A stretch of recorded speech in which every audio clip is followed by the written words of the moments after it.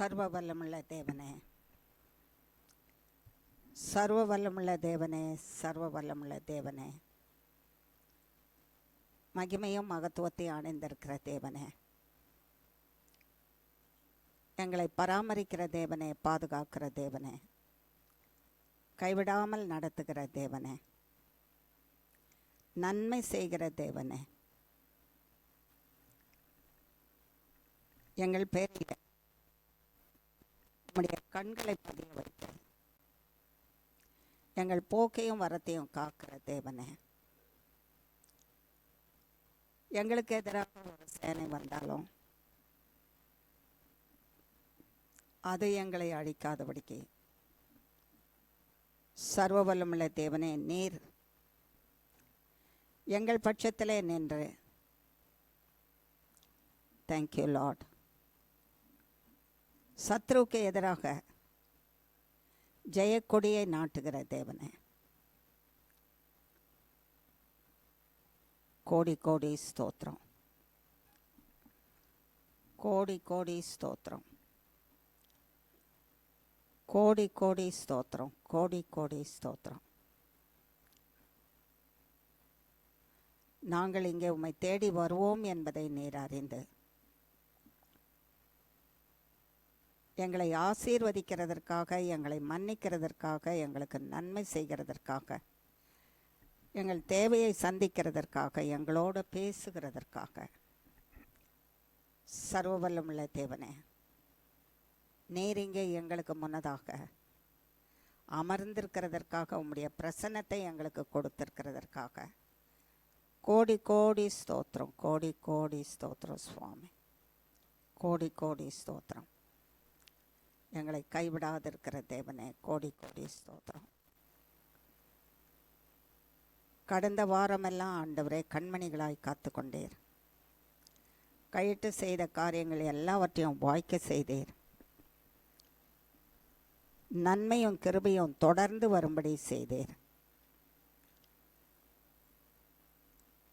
நிழலை போல எங்களை மூடி பாதுகாத்தீர். உன்னதமான மறைவிலை வைத்து சத்ரு தொடாதபடிக்கு வேலை அடைத்து காத்து கொண்டீர். சர்வ வல்லமுள்ள தேவனே, இந்த பாதுகாப்புக்கு, இந்த வழி நடத்துதலுக்கு, இந்த கிருபைக்கு, இந்த நன்மைக்கு கோடி கோடி ஸ்தோத்திரம் செலுத்துகிறோம், கோடி கோடி ஸ்தோத்திரம் செலுத்துகிறோம்.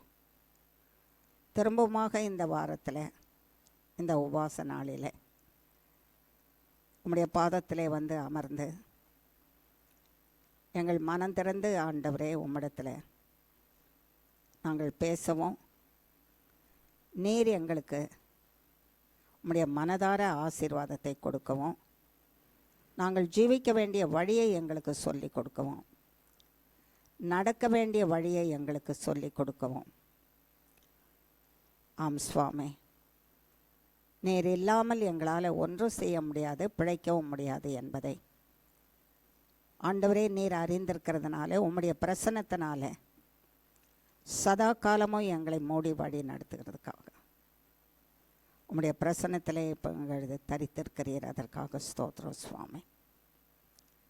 இந்த நல்ல தேவனுக்கு, இந்த வல்ல தேவனுக்கு, இந்த கிருபையின் தேவனுக்கு, இரக்கத்தின் தேவனுக்கு, காருண்யத்தினாலே மூடிக்கொள்ளுகிற தேவனுக்கு கோடி கோடி ஸ்தோத்திரம். எங்களை அத்தனை பேரையும், வந்திருக்கிற அத்தனை பேரையும் உம்முடைய கரத்தில் கொடுக்குறோம். ஆவி, ஆத்மா, சரீர, சிந்தையை உம்முடைய கரத்தில் கொடுக்குறோம். சர்வ வல்லமுள்ள தேவனே, வர தாமதமாக இருக்கிறவர்களுக்கும், வர முடியாதபடிக்கு இருக்கிறவர்களும், தூரத்தில் இருக்கிறவர்கள் சகலரையும் உம்முடைய கரத்தில் கொடுக்குறோம். கர்த்தராகிய நீர் ஒவ்வொருவரையும் அறிந்தவராக இருக்கிறீர். எந்தெந்த சூழ்நிலையில் இருக்கிறாங்கன்னு அறிந்தவராக இருக்கிறீர். ஆண்டவரே, உம்முடைய சுகமளிக்கிற கரத்தை நீட்டி நீர் சுகத்தை கொடுத்து, உம்முடைய வல்லமையுள்ள நாமத்தை மைமைப்படுத்தி உம்மை அண்டிக்கொண்டு, உம்மை அண்டிக்கொண்டவர்களுக்கு விக்கினத்திலிருந்து விலக்கி காக்கிறவே தேவனே என்று சொன்னீரப்பா. உங்களை விக்கினத்திலிருந்து விலக்கி காக்கிற தேவனே நான் தான் என்று சொன்னீரே. அந்த விக்கினங்களிலிருந்து விலக்கி காத்து ரட்சித்து வழி நடத்துவீராக. ஸ்தோத்திரம் சுவாமி. உம்மை தேடி வந்திருக்கிற எங்களுக்கு எங்கள் ஜீவனை புதுப்பிக்கவும் ஆவியை புதுப்பிக்கவும் தக்கதாக, ஜீவனை உயிர்ப்பிக்கவும் ஆவியை உயிர்ப்பிக்கவும் தக்கதாக உயிரடைகிற வசனங்களை எங்களுக்கு கொடுத்து, அதை கேட்டு நாங்கள் உண்டு அதை புசித்து, அது எங்கள் சரீரத்தில் ஆவி ஆத்மா சரீரம் சிந்தையை உயிரடைய செய்து புதுப்பித்து பலப்படுத்தி ஸ்திரப்படுத்தி சீர்படுத்தி ஸ்திரப்படுத்தி நிலைநிறுத்தி பூமியின் கடைசி பரியந்தமும் கைவிடாமல் எங்களை கரம் பிடித்து வழி நடத்துவதாக. அந்த வார்த்தையை எங்களுக்கு தந்தரலும், வார்த்தையினாலே போஷித்தரலும். ஆவியானவரே அல்லாமல் எங்களுக்கு தேவ வார்த்தையை போஷிக்கவும், தேவனுடைய வார்த்தையும் ஜீவ சரீரமாகிய மன்னாவை கொடுக்கிறவர் வேறு ஒருவரும் இல்லை. ஆகையினால ஆவியானவரே வருவீராக, நீர் போஷிப்பீராக. நாங்கள் புசித்து உம்முடைய வார்த்தையை நிலைநிறுத்தப்பட்டு கர்த்தருடைய நாமத்துக்கு மகிமையாக ஜீவிக்கிற பாக்கியத்தை உண்டு பண்ணுவீராக. வாரும் ஆவியானவரே, நீரும் நானும் நாங்களுமாக பிதாவாகிய தேவனையும் குமாரனாகிய கிறிஸ்துவையும் பரிசுத்த ஆவியானவராகிய உம்மையும் மகிமைப்படுத்துவோமாக. இயேசு கிறிஸ்துவின் மூலம் ஜெபிக்கிறோம் பிதாவே. ஆமேன், ஆமேன், ஆமேன். கர்த்தருக்குள்ளே அன்பானவர்களே, கர்த்தருடைய சமூகத்துக்கு நம்மை திரும்பமாக அழைத்து கொண்டு வந்திருக்கிற தேவனுக்கு கோடான கோடி ஸ்தோத்திரத்தை செலுத்துகிறோம். கர்த்தர் நல்லவர் என்று ருசித்து பாருங்கள். கர்த்தர் நல்லவர் என்று ருசித்து பாருங்கள். அவரை நம்பி இருக்கிறவர்களுக்கு ஒரு நன்மையும் குறைவுபட்டு போவதில்லை. ஆகையினாலே அவரை நம்பி இருக்கிற நாம் அவருடைய பாதத்துக்கு வந்திருக்கிறோம். ஒரு நன்மையும் குறைவுபட்டு போகாதபடிக்கு காத்து கொள்கிற சர்வ வல்லமுள்ள தேவன் நம்மோட கூட இருக்கிறார். நாம் தியானிக்கும்படிக்கு கர்த்தராகிய தேவன் நமக்கு தேர்ந்தெடுத்து கொடுத்திருக்கிற பகுதி என்ன பகுதி? வெளிப்படுத்தின விசேஷம் 3ஆம் அதிகாரம் 10ஆம் வசனமும் 11ஆம் வசனமும் வாசிங்க. சரி, 10ஆம் வசனம் இப்படியாக சொல்லுகிறது.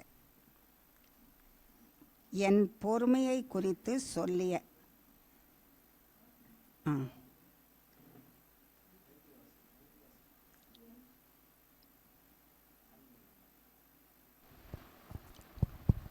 என் பொறுமையை குறித்து சொல்லிய வசனத்தை நீ காத்து கொண்டபடியினால் பூமியில் குடியிருக்கிறவர்களை சோதிக்கும்படியாக பூச்சக்கரத்தின் மேலெங்கும் வரப்போகிற சோதனை காலத்திற்கு தப்பும்படி நானும் உன்னை காப்பேன். இதோ சீக்கிரமாய் வருகிறேன். ஒருவனும் உன் கிரீடத்தை எடுத்து கொள்ளாதபடிக்கு உனக்குள்ளதை பற்றி கொண்டிரு. ஆமென். கர்த்தராகிய தேவன் சொல்லுகிற காரியம், என் பொறுமையை குறித்து சொல்லிய வசனத்தை நீ காத்து கொண்டபடியினால் பூமியில் குடியிருக்கிறவர்களை சோதிக்கும்படியாக பூச்சக்கரத்தின் மேலே எங்கும் வரப்போகிற சோதனை காலத்திற்கு தப்பும்படி நானும் உன்னை காப்பேன். இதோ சீக்கிரமாய் வருகிறேன். ஒருவனும் உன் கிரீடத்தை எடுத்து கொள்ளாதபடிக்கு உனக்குள்ளதை பற்றி கொண்டிரு. 2 காரியத்தை கர்த்தராகிய தேவன் சொல்கிறாரு. பூச்சக்கரத்தின் மேலே இருக்கிற எல்லார் மேலேயும் ஒரு பெரிய சோதனை காலம் வரப்போகுது. இதுவரைக்கும் வரல.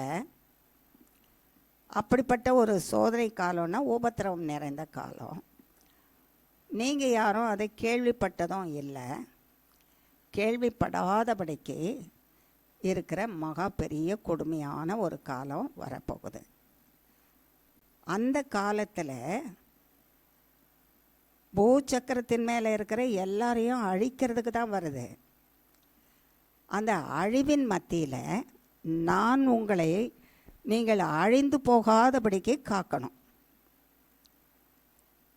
அந்த பூமியின் மேலே வர்ற அவ்வளோ பெரிய தீங்கையும் உங்களை அழிக்காதபடிக்கு நான் பாதுகாக்கணும். அதுக்கு நீங்கள் என்ன செய்யணும்? என் சாட்சியை பற்றிய வசனத்தை உறுதியாக பிடிச்சிட்டு இருக்கணும். உறுதியாக பிடிச்சிக்கிட்டு இருக்கிறது மட்டும் இல்லாமல் அதன்படி நடக்கணும். என்னை பற்றி சொன்ன சாட்சியின் வசனத்தை உறுதியாக பிடிச்சிட்ருக்கணும். பிடிச்சிட்ருக்கிறதபடி நடக்கணும். பிடிச்சிக்கணும், நடக்கணும். எதை பற்றி? என்னை பற்றி சொல்லியிருக்குது. என்னை பற்றி என்ன சொல்லியிருக்குது? கர்த்தராகிய தேவன் என்ன சொல்லியிருக்கார்? என்னைன்னா அவரை பற்றி என்ன சொல்லியிருக்கு? பூமியில் நீங்கள் பார்க்குற எல்லா பிரச்சனைகளும் உங்களை அழிக்காதபடிக்கு காக்க வல்லமை உள்ளவர் நான் மட்டும்தான். எந்த பிரச்சனையாக இருந்தாலும், சரீர பிரகாரமோ, ஆவியின் பிரகாரமோ, ஆத்மாவின் பிரகாரமோ, சிந்தையின் பிரகாரமோ, ஜீவனுக்கும் பிழைப்புக்குமான ஐஸ்வர்யத்தின் பிரகாரம், எந்தெந்த விதத்திலையும் மனுஷனை அழிக்கிறதுக்கு வருகிற பிரச்சனைகளை அழித்து உங்களை அதிலிருந்து விலக்கி காக்க வல்லமை உள்ளவர் நான் மட்டும்தான். இதை நீங்கள் அறிந்து என்னை பற்றி கொண்டு இருப்பீர்களானால் அப்பொழுது நீங்கள் பிழைப்பீங்க. என் மேலே உங்கள் நம்பிக்கை இருக்கும். அந்த பிரச்சனையின் சமயத்தில் கூட தேவன் எங்களை விடுவிப்பார், தேவன் எங்களை விடுவிப்பார், தேவன் எங்களை விடுவிப்பார் என்று பற்றி கொண்டு இருப்பீர்களானால் நிச்சயமாக நான் உங்களை காப்பேன். அந்த அழிவு உங்களை அழிக்காதபடிக்கு நான் உங்களை காப்பேன்னு சொல்கிறாராம். அப்படி நீங்கள் பற்றி கொண்டு இருந்தால் முடிவில் கர்த்தர் என்ன கொடுப்பாராம்? கிரீடம் கொடுப்பாராம். என்ன கொடுப்பாரா? கிரீடம். அது எதனால் செய்யப்பட்டிருக்கோம்? கிரீடம் தங்கத்தினால் செய்யப்பட்டு முத்துக்களாலும் வைரங்களினாலும் விலையேறப்பட்ட கற்களினாலும் அலங்கரிக்கப்பட்டதாக இருக்குமா. அந்த தங்கம் பூமியில் இருக்கிற தங்கம் இல்லை. பூமியில் இருக்கிற தங்கம் எல்லாம் என்ன செய்யும்? ஒரு காலத்தில் அழிஞ்சு போயிடும். கர்த்தர் அழிச்சு போட்டுருவார். பரலோகத்தின் தங்கம், பரலோகத்தில் இருக்கிற பரிசுத்த தங்கம், பரிசுத்தவான் தரித்து கொள்ள வேண்டிய ஒரு பரிசுத்த தங்கம். அந்த தங்கத்தை தரித்து கொள்ளும் பொழுது மனுஷன் பரிசுத்தத்திலையும் ஆவியிலும் ஆத்மாவிலும் நிறைஞ்ச ஆரோக்கியத்தை பெற்று வாழ்கிறவனை போல அந்த கிரீடமும் வேதனை உண்டு பண்ணாதபடிக்கு ஆரோக்கியத்தையும் சந்தோஷத்தையும் சமாதானத்தையும் உண்டு பண்ணி அதில் நிலை நிறுத்துமா. அப்படி ஒரு விசேஷித்த பரலோகத்தின் தங்கம். அந்த பரலோகத்தின் தங்கம் எப்படி மினுங்கும் நமக்கு தெரியாது. அது வேணும்ல எல்லாருக்கும். வேண்டாம் எனக்குன்னு யாராவது சொல்வோமா? சொல்ல மாட்டோம். எல்லாருக்கும் வேணும். அப்போ எல்லாருக்கும் வேணும்னா கர்த்தர் என்ன சொல்லியிருக்கிறாரோ அதுபடி நடக்கணும். எல்லா சூழ்நிலையிலும். சில நேரத்தில் கர்த்தரை நம்புறதுக்கு வாய்ப்பு ஏது இல்லாதபடிக்கு சில சூழ்நிலைகள் இருக்கும். அந்த சூழ்நிலையில் கூட கர்த்தர் ஜீவிக்கிறவராக இருக்கிறாரு. அவர் அழியாதவர், அவர் என்றென்றும் ஜீவிக்கிறவர். அவர் தான் என்னை சிருஷ்டித்திருக்கிறார். எல்லா சூழ்நிலையிலும் என்னை காக்கிறவர், என்னை கைவிட மாட்டார் என்ற அந்த நம்பிக்கையில் இருக்கணுமா. பிரச்சனைகள் ஏன் வருது? கர்த்தர் மேலே நம்ம வச்சிருக்கிற நம்பிக்கையை எடுத்து போடுறதுக்கு தான் வருது. கர்த்தர் பேரிலே நம்ம வச்சிருக்கிற நம்பிக்கை, விசுவாசம், அவர் எனக்கு செய்வார், ஆபத்திலேருந்து விலக்கி காப்பார், தீமையிலேருந்து விலக்கி காப்பார், அழிவுக்கு என்னை ஒப்பு கொடுக்க மாட்டார், என்னை பாதுகாத்து வழி நடத்துவார். என் பார்வைக்கு சத்துருக்கள் பலத்தவர்களைப் போல காணப்பட்டாலும் கர்த்தராகிய தேவன் அந்த பலத்தவர்களை அழித்து போட்டு என்னை விடுவித்து அவருடைய பாதுகாப்பின் சட்டைகளுக்கு மறைவிலை வைத்து என்னை பாதுகாத்து கொள்ள வல்லமை உள்ளவர் என்று அந்த நம்பிக்கையோடு இருக்கும். கர்த்தரை முன்னால் பார்த்துட்டு நம்புறதில்லை, அவரை பார்க்காம விசுவாசத்தில் நம்ம நம்புகிறோம். அவரை பார்க்க முடியாது கண்களினால், ஆனால் அவரை உணர முடியும் அவர் செய்கிறத. அதனால் அந்த நம்பிக்கையிலிருந்து ஒருபோதும் வெளியே நாமே வந்துடக்கூடாது, நம்ம பிரச்சனை நம்மளை வெளியே இழுத்துட்டு வந்துடக்கூடாது. 2 காரியங்கள் இருக்குது. தேவனிடத்தில் இருக்கிற விசுவாசத்தையும் நம்பிக்கையும் நம்மை விட்டு பிரிக்கிறதுக்கு 2 காரியம்.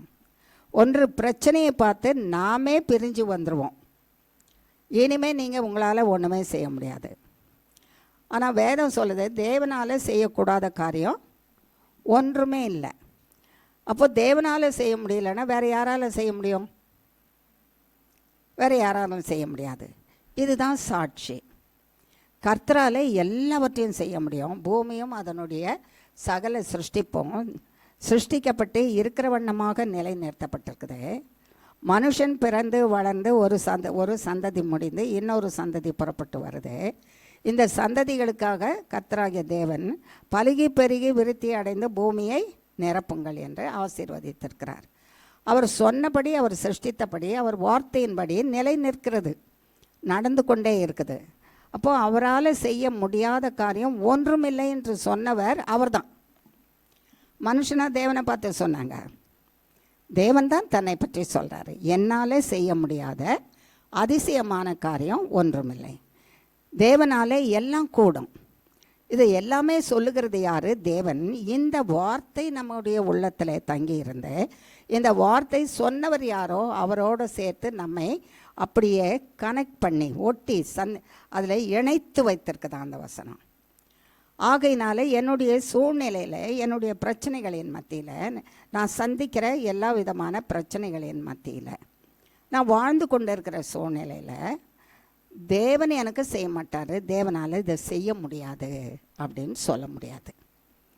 அப்படி சொல்லுவானால் அவனே அழித்து கொள்கிறான். இன்னொரு காரியம், எவ்வளவுதான் அந்த விசுவாசத்தில் ஒரு மனுஷன் நிலைச்சிருந்தாலும் பிரச்சனையின் மேலே பிரச்சனை, பிரச்சனையின் மேலே பிரச்சனை, பிரச்சனையின் மேலே பிரச்சனை, மீண்டு வர முடியாத சூழ்நிலையை உண்டு பண்ணுகிற சாத்தானுடைய கடினமான ஒரு பிரச்சனை மனுஷனை இதுக்கு மேலே அவரால் செய்ய முடியாதுங்க. ஆனால் பிரச்சனை அவனை வெளியே கொண்டு வந்துடுமா. ஆகையினாலே இந்த 2 பிரச்சனைக்கும் நீயும் தானே வெளியே போயிடாத. விசுவாசத்தை விட்டு நீ காக்கப்பட முடியாது, நீ கிரீடத்தை பெற்றுக்கொள்ள முடியாது. சத்ருவும் பிரச்சனையும் உன்னை தேவனிடத்திலிருந்து பிரிக்காதபடிக்கும் காத்துக்கொள்ள. அதுவும் பிரிச்சுடா. அந்த பிரச்சனையும் சத்ரு தான் பிரச்சனையை கொண்டு வரான். ஆகையினாலே சத்ருவும் பிரச்சனையும் உன்னை தேவனிடத்திலிருந்து பிரிக்காதபடிக்கு காத்துக்கொள்ள. இது 2ஐயும் காத்து கொண்டால் கர்த்தர் உன்னை காத்துக்குவார். உனக்கு வருகிற அழிவு என்று வருகிற சகல விதமான பிரச்சனையில் இருந்தும் கர்த்தர் விலக்கி காத்து கடைசியில் நித்திய ஜீவனில் உனக்கு கிரீடத்தினாலே முடி சூட்டுவாராம்.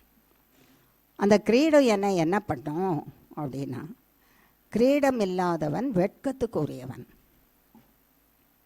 கிரீடம் இல்லாதவன் ஒரு ராஜா என்று சொல்லப்பட்டவன். அவனுக்கு ராஜான்னு சொல்கிறதுக்கு அவன் தலையில் என்ன இருக்கணும்? கிரீடம் இருக்கணும். கிரீடமே இல்லாத நான் ராஜா என்று ஒருத்தர் சொல்லுவானால் அவன் பொய்யன். அவன் ராஜாவாக இருக்க முடியாது. தேவன் ராஜாதி ராஜா, தேவாதி தேவன். அவருடைய பிள்ளைங்க வெற்றி சிறந்து, அவர் நாமத்தினால வெற்றி சிறந்து, அவர் நாமத்தில் வைத்திருக்கிற நம்பிக்கையில் வெற்றி சிறந்து வரும்போது, வெற்றி சிறந்து வருகிறவனுக்கு கிரீடம். அப்போ பரலோகத்தில் இருக்கிற அத்தனை பேருக்கும் என்ன இருக்குது? கிரீடம் இருக்குது. கிரீடம் இல்லாதவன் பரலோகத்துக்கு முடியாது, அதில் வசிக்க முடியாது. எல்லாரும் வெற்றி சிறந்தாதான். சாத்தான் பேரிலும், அவன் கொண்டு வருகிற சோதனையின் பேரிலும், பிரச்சனைகளின் பேரிலும், நம்மை அழிக்கிற பிரச்சனைகளின் பேரிலும், எத்தனை விதமான சோதனையாக இருந்தாலும் அத்தனையும் இயேசு கிறிஸ்துவின் நாமத்தினால அவர் மேலே வச்சிருக்கிற நம்பிக்கையில் நாம் அதை ஜெயித்து வந்தோமானாதான் ஜெயித்தவனுக்கு தான் கிரீடம். அப்போ ஜெயித்தவன் தான் பரலோகத்துக்கு போக முடியும். பாவத்தை ஜெயித்தவன் பரலோகத்துக்கு போக முடியும். சாபத்தை ஜெயித்தவன் பரலோகத்துக்கு போக முடியும். வியாதியை இயேசுவின் நாமத்தினாலே ஜெயித்தவனுக்கு பரலோகத்துக்கு போக முடியும்.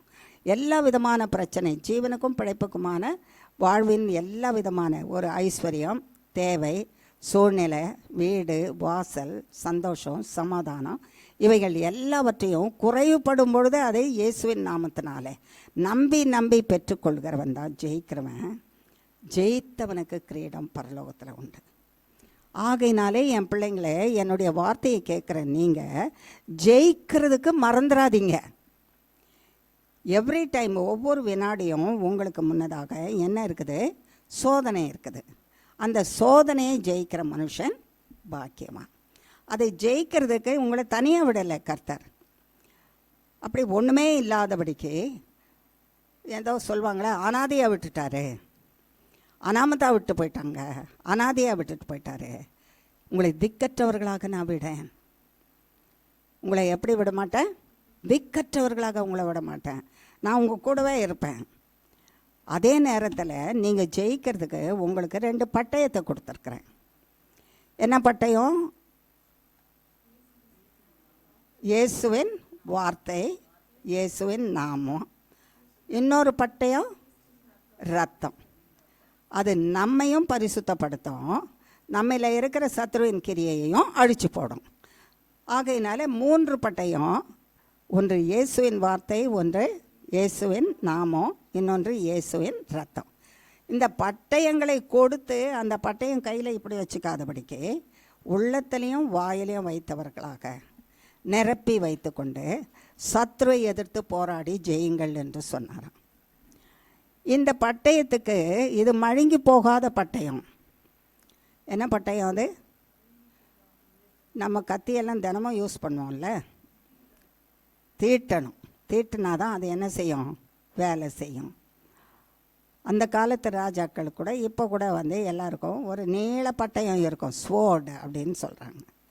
அது ஒரு முறை வேலை செய்துட்டு வந்துட்டா சில நேரம் உடஞ்சி உபயோகம் இல்லாமல் போயிடும், சில நேரம் மழுங்கி போயிடும். அதனுடைய ஷார்ப் எட்ஜஸும் மழுங்கி போயிடும். அது கூர்மை தேய்ந்து போயிடும். அப்போ அந்த தேய்ந்து போன அந்த பட்டயத்தை திரும்பவும் என்ன செய்யணும்? பட்டை தீட்டணும், கூர்மையாக்கணும். இந்த பட்டயம் ஒரு நாளும் தேய்ந்தே போகாது. எந்த பட்டயம்? இயேசுவின் நாமம் என்ற பட்டயமோ, இயேசுவின் வார்த்தை என்ற பட்டயமோ, இயேசுவின் ரத்தம் என்கிற பட்டயமோ ஒருபோதும் என்ன பண்ணாது? மழுங்கி போகவே போகாது. இந்த பட்டயம் எல்லாருக்கும் ஒரே பட்டயம்தான். எனக்கு வேற இயேசு, உங்களுக்கு வேற இயேசு இல்லை. எல்லாருக்கும் ஒரே இயேசு தானே. உலகம் முழுவதில் இருக்கிறவங்க எல்லாருக்கும் ஒரே இயேசு தான். அந்த ஒரே இயேசுவின் நாமம், ஒரே பட்டயம். இந்த ஒரே பட்டயத்தை உலகத்தில் முழுச இருக்கிறவங்க எத்தனை முறை பயன்படுத்துவாங்க? ஆமாம், மில்லியன்ஸ் டுகெதர் பயன்படுத்துவாங்க. ஒரு செகண்டில் அப்படி ஒரு செட்டிக்கு அப்படி போடுற நேரத்தில், சொடுக்கு போடுற ஒரு நேரத்தில் இயேசுவின் நாமத்தை பயன்படுத்துகிறவங்க அத்தனை ஆயிரம் கோடி மக்கள் இருக்கிறாங்க. அத்தனை பேர் இயேசுவின் நாமத்தை பயன்படுத்தினாலும் இயேசுவின் நாமம் என்ன பண்ணப்படுறதில்ல? பழுதுபட்டு போகிறதும் இல்லை, மங்கி போவதும் இல்லை, மடங்கி போவதும் இல்லை, கூர்மை தேய்ந்து போவதும் இல்லை. இருங்க கொஞ்சம் என் நாமத்தின் பட்டயத்தை தேய்ட்டிட்டு வரேன்னு ஏசாமி சொல்கிறதும் இல்லை. ஆமாவா இல்லையா? இன்றைக்கி காலையில் எழுந்து இயேசுவின் நாமத்தினால சத்ருனுடைய கிரியையை அழிச்சிட்டு வந்தவங்க எத்தனை பேர்? கோடி கோடி ஸ்தோத்திரம். அழிக்காதவங்க சத்ருவை உயிரோடு வச்சுருக்கிறாங்கன்றது அர்த்தம். அப்படி தானே? அழிக்காமல் இருந்தால் அது உயிரோடு தானே இருக்கும். சத்ருவினுடைய கிரியை உயிரோடு இருக்கும். அந்த சத்ருவின் கிரியையை இயேசுவின் நாமத்தினால அழிச்சாதான், அழிந்து நாசமாகுன்னு சொன்னாதான் அது அழிக்கப்பட்டு போகும், நாசமாக்கப்பட்டு போகும். ஒரு நாளைக்கு நீ ஒரு கவலையில், பயத்தில், திகிலில், வேதனையில், எதிர்பார்ப்பில் இன்னும் குறைவுபட்டு இருக்கிற நேரத்தில் கூட, இன்னும் நான் குறைவுபட்டு இருக்கிற நேரத்தில், என் எதிர்பார்ப்பு இன்னமும் சந்திக்கப்படாத நேரத்தில், என்னுடைய தேவை இன்னும் அதிகமாக வந்து கொண்டே இருக்கிற நேரத்தில், என் பலவீனம் அதிகமாக, என்னை காட்டிலும் அதிகமாக என்னை மேற்கொள்வது போல இருக்கிற நேரத்தில், என் சூழ்நிலைகள் என்னை அழுத்துவது போல, அந்த சூழ்நிலையில் இருக்கிற பிரச்சனைகளிலிருந்து வெளியே வர முடியாதபடிக்கு கட்டி இறுக ஒவ்வொரு நாளும் கட்டி வைத்திருக்கிறது போல இருந்தாலும், அதன் மத்தியில் இயேசுவின் நாமத்தினால நாசமாகு. இதுதான் கர்த்தர் நமக்கு சொல்லி கொடுத்துருக்கிறாரு. என்னை கட்டி வைத்திருக்கிற சூழ்நிலையின் பிரச்சனையை, என் சரீரத்தை கட்டி வைத்திருக்கிற சூழ்நிலையின் பிரச்சனையை, சத்ருவாகிய பிசாசானவன் செய்து வச்சிருக்கிற மந்திரமே செய்வனையே சூன்யமே, நான் ஜீவிக்கக்கூடாதபடிக்கு எனக்கு விரோதமாக கிரியை செய்து கொண்டிருக்கிற வியாதி கிருமிகளை, மந்திரமே சூழ்நிலையே, சத்ருவே, எதிராளியே, யார் யார் இருக்கிறீங்களோ அத்தனை பேரும் எனக்கு எதிராக இருக்கிறவங்க, எனக்கு தெரியாது, தேவனுக்கு தெரியும். இயேசு கிறிஸ்துவின் நாமத்தினாலே என்னை விட்டு நாசமாகு, என் குடும்பத்தாரை விட்டு இயேசு கிறிஸ்துவின் நாமத்தினாலே நாசமாகு, என் வாசஸ்தலத்தை விட்டு இயேசு கிறிஸ்துவின் நாமத்தினாலே நாசமாகுன்னு சொல்லிகிட்டே இருக்க. ஒரு நாளைக்கு ஒரு சிலர் என்ன சொல்லுவாங்க, நான் கூட சொல்வேன், 700 முறையும் சொல்வேன், 70 முறையும் சொல்வேன். அப்போ அந்த நாமம் எவ்வளோ கூர்மையானது மங்கி போனோம். என்ன மாதிரி சொல்கிறவங்க எத்தனை பேர் இருப்பாங்களா இல்லையா? ஒரு நாளைக்கு 7 முறை சொல்லுங்கன்னு சொல்லி கொடுத்துருக்கோம். நீங்கள் சொன்னதுனால நான் 7 முறை தான் சொன்னேன்னு சொல்கிறவங்க இருப்பாங்க. அந்த 7 முறையே ஒரு நேரத்துக்கு, ஒரு மணி நேரத்துக்கு 7 முறை சொன்னாங்கன்னா 24x7 எத்தனை முறை சொல்லுவாங்க? 100 கணக்கில் ஆகிடும் இல்லையா? இப்போ இவ்வளவு இத்தனை பேரும் இத்தனை முறை சொன்னாலும் அந்த நாமத்தின் வல்லமை மகா வல்லமை. அந்த நாமத்தின் வல்லமை எனக்காக சென்று என்னுடைய சத்துருக்களையும் என் பிரச்சனைகளையும் என்னுடைய சூழ்நிலைகளையும் அழிச்சு போட்டு என்னை விடுவிக்கிறது. அப்படியே பாருங்கள், அவருடைய வார்த்தை இது நாமத்தினாலே, இயேசுவின் நாமத்தினாலே நாசமாகு. நான் இயேசுவின் நாமத்தினாலே நாசமாகு என்று நான் கட்டளை கொடுக்குறேன்னா, கட்டளை கொடுன்னு ஒருத்தர் சொல்லி இருந்தால் தான் நான் செய்ய முடியும். சொல்லாமலே நான் செய்ய முடியுமா? இப்போ எங்கள் அப்பா இருக்கிறாங்க, அப்பா இதை அவங்கக்கிட்ட போய் சொல்லிவிட்டு அதை செய்யும்படி சொல்லுமான்னு என்கிட்ட சொல்லி அனுப்புனாதான் நான் அப்பா சொன்னாங்க, என்ன சொன்னாங்களோ அதை சொல்லுவேன், அந்த வார்த்தையை சொல்லுவேன். இதை செய்யும்படி சொல்லியிருக்கிறாங்க அப்பா. அப்பா சொல்லாமலே நான் போய் சொல்லிடுவேனா? என் தகப்பன் சொல்லாமல் நான் போய் சொன்னேன்னா, உன் தகப்பன் சொல்லட்டும் அப்போ நான் செய்கிறேன் சொல்லுவாங்களா சொல்ல மாட்டாங்களா? சொல்லுவாங்கல்ல. வீட்டை பெருக்கி, வாசலை பெருக்கி, குப்பையை அள்ளி எல்லாம் கொட்டி அந்த இடத்துல இராதபடி, குப்பையே இராதபடிக்கு அதுக்கு தீ வச்சு எரிச்சு போடு நம்ம சொன்னாலும், உங்கள் அம்மா தானே இந்த காரியத்தை சொல்லணும், நீ என்ன சொல்கிறது? அம்மா சொல்லட்டும், நான் செய்கிறேன்.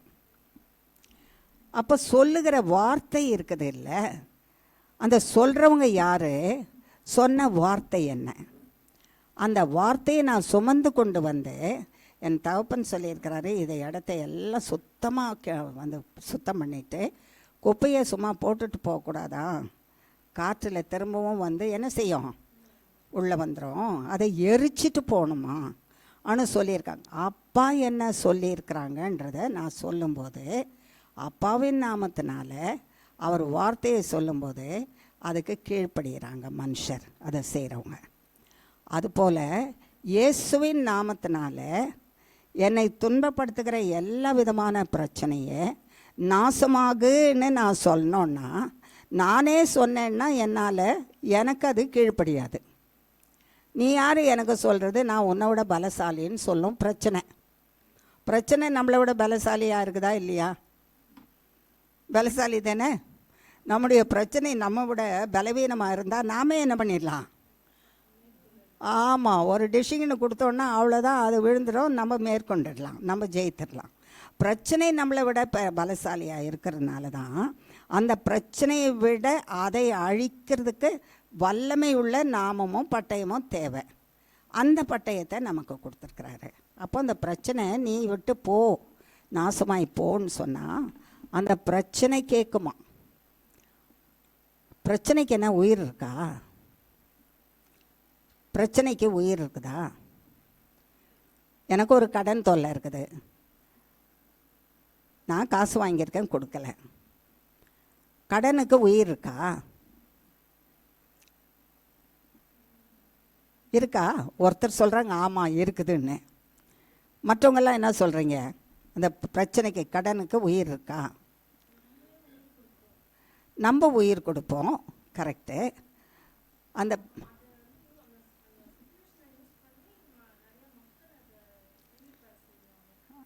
சிச்சுவேஷனை உபயோகப்படுத்தி உயிர் பெற செய்வாங்க. கடன் என்பது அந்த எண்ணத்தை உண்டு பண்ணுவது, வாங்கு கடனை பற்றலைன்னு சொல்கிறது யார் தான் சொல்கிறாங்களா? சாத்தான் தான். So at the back of every கடன் யார் தான் இருக்கிறது? சாத்தான் தான் இருக்கிறான். ஏன்னா வேதத்தில் கர்த்தர் என்ன சொல்லியிருக்காரா? நீ கடன் வாங்காதிருப்பாய். நீ கடன் என்ன செய்ய மாட்ட? வாங்காதிருப்ப. நீ கடனை கொடுப்ப. வியாதி பேசுமா பேசாதா? பேசும்ல.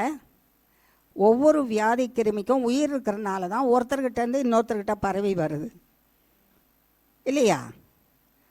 அது பரவிடுச்சு, காற்றுல பரவிடுச்சு அப்படின்னு சொல்கிறாங்க. காற்றுல பரவுறது அது உயிரோடு இருந்தால் தான் பரவும். உயிர் இல்லாமல் இருந்ததுன்னா செத்து குப்பையில் போயிடும், மண்ணுக்கு மண்ணாக போயிடும். அப்போ ஒவ்வொரு வியாதி கிருமிக்கும் உயிர் இருக்குது, வியாதிக்கு உயிர் இருக்குது. அந்த வியாதியும் வியாதி கிருமியும் அந்த பிரச்சனையும் அதில் வேதனைப்படுகிறவர்களுக்கும் பின்னணியத்தில் யார் இருக்கான்னா சாத்தான் தான் இருக்கான். சாத்தானை தான் பார்த்து கர்த்தர் என்ன சொன்னார்? சாத்தான் சர்ப்பம் உயிர் உள்ளதா இல்லையா? அப்போ பிரச்சனை உயிர் உள்ளதா இல்லையா? வியாதி உயிர் உள்ளதா இல்லையா? அப்போ வியாதி கிருமிகளுக்கு உயிர் இருக்கா இல்லையா? உயிர் இருக்குது. மரணத்துக்கும் உயிர் இருக்குதா இல்லையா? இது என்னையா இது புதுசாக இருக்குது நீங்கள் சொல்கிறது? மரணம்னா என்ன பண்ணிடுவாங்க? எல்லாரும் சேர்த்து போயிடுவாங்க. ஆனால் மரணத்துக்கு உயிர் இருக்குதுன்றீங்களா? அது என்னது? அது மரணத்தை கொண்டு வந்தானே யார் அவன்? அவன் உயிரோடு இருக்கான். அவனுக்கு பேர் தான் கர்த்தர் என்னன்னு வச்சுருக்காரு? மரணம்னு வச்சுருக்கிறாரு. மரணத்துக்கு உயிர் இருக்கா? மரணத்துக்கு உயிர் இருக்குது. அவன் உயிரோடு இருந்து மனுஷரை மரணத்துக்குள்ளாக கடந்து போகும்படிக்கு செய்கிறான். அப்போ இந்த உயிர் உள்ளது எல்லாமே, தீமை செய்கிற உயிர் உள்ளது எல்லாவற்றுக்குமே கர்த்தராகிய தேவன் கொடுத்திருக்கிற அந்த கட்டளை வார்த்தை என்கிற அதிகாரம் புறப்பட்டு போனால் நம்மை காட்டிலும் அது வலிமை உள்ளது, தேவனை காட்டிலும் வலிமையற்றது. நடுங்கும். தேவனுடைய வார்த்தைக்கு அது என்ன செய்யும்? நடுங்கும். ஆகையினால அந்த வல்லமை உள்ள வார்த்தை இதோ சர்ப்பங்களையும், சொல்லுங்க பார்க்கலாம், சர்ப்பங்களையும் தேள்களையும் மிதிக்கவும் சத்ருவினுடைய சகல வல்லமையை மேற்கொள்ளவும் உங்களுக்கு அதிகாரம் கொடுக்கிறேன், ஒன்றும் உங்களை சேதப்படுத்த மாட்டாது. இதுதான் வார்த்தை. இதுதான் வார்த்தை. இது யார் கொடுத்த வார்த்தை?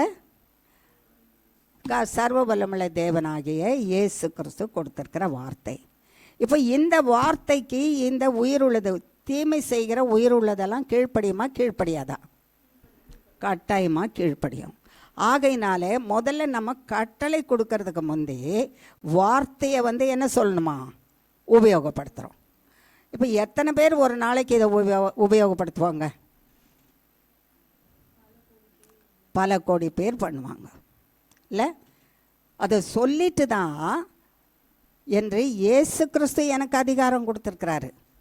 இதோ சர்ப்பங்களாகவும் தேள்களாகவும், சர்ப்பமாக சாத்தானே, பிசாசே, மரணமே சர்ப்பத்தின் சாயலில் சர்ப்பத்துக்குள்ளே மனுஷனை தீமை செய்யவும் கீழ்ப்படியாமல் பண்ணவும் பாவம் செய்யவும் பண்ணி மரணத்துக்குள்ளாக அவனை ஆழ்த்திட்ட. நீ இயேசு கிறிஸ்துவின் நாமத்தினால நாசமாய் போ ஒன்று சொல்கிறதுக்கு நீ யார் சொல்கிறதுக்குன்னு கேட்பான். சொல்வானா? சொல்ல மாட்டானா? ஆமாம், கேட்பான். அப்போ நம்ம என்ன சிருஷ்டித்தவர் அவர் சொல்லிட்டோம் நான் போகிறேன் சொல்லுவாங்கல்ல. நம்ம வீட்டில் சாதாரணமாக வேலை செய்கிற மக்களை கூட எடுத்து பாருங்கள். வேலை ஏதோ ஒன்று செய்துட்டாங்க, இதை கொஞ்சம் வாங்கிட்டோங்கண்ணா, அம்மா சொல்லட்டும் போகிறேன், அப்பா சொல்லட்டும் போகிறேன், அதிகாரி சொல்லட்டும் போகிறேன். இப்போ நீங்கள் சொன்னால் நான் இப்போ செய்ய முடியாது, போக முடியாது, எனக்கு இன்னொரு காரியம் இருக்குது, அந்த காரியத்தை நான் செய்யணும் ஒன்று சொல்லுவாங்க.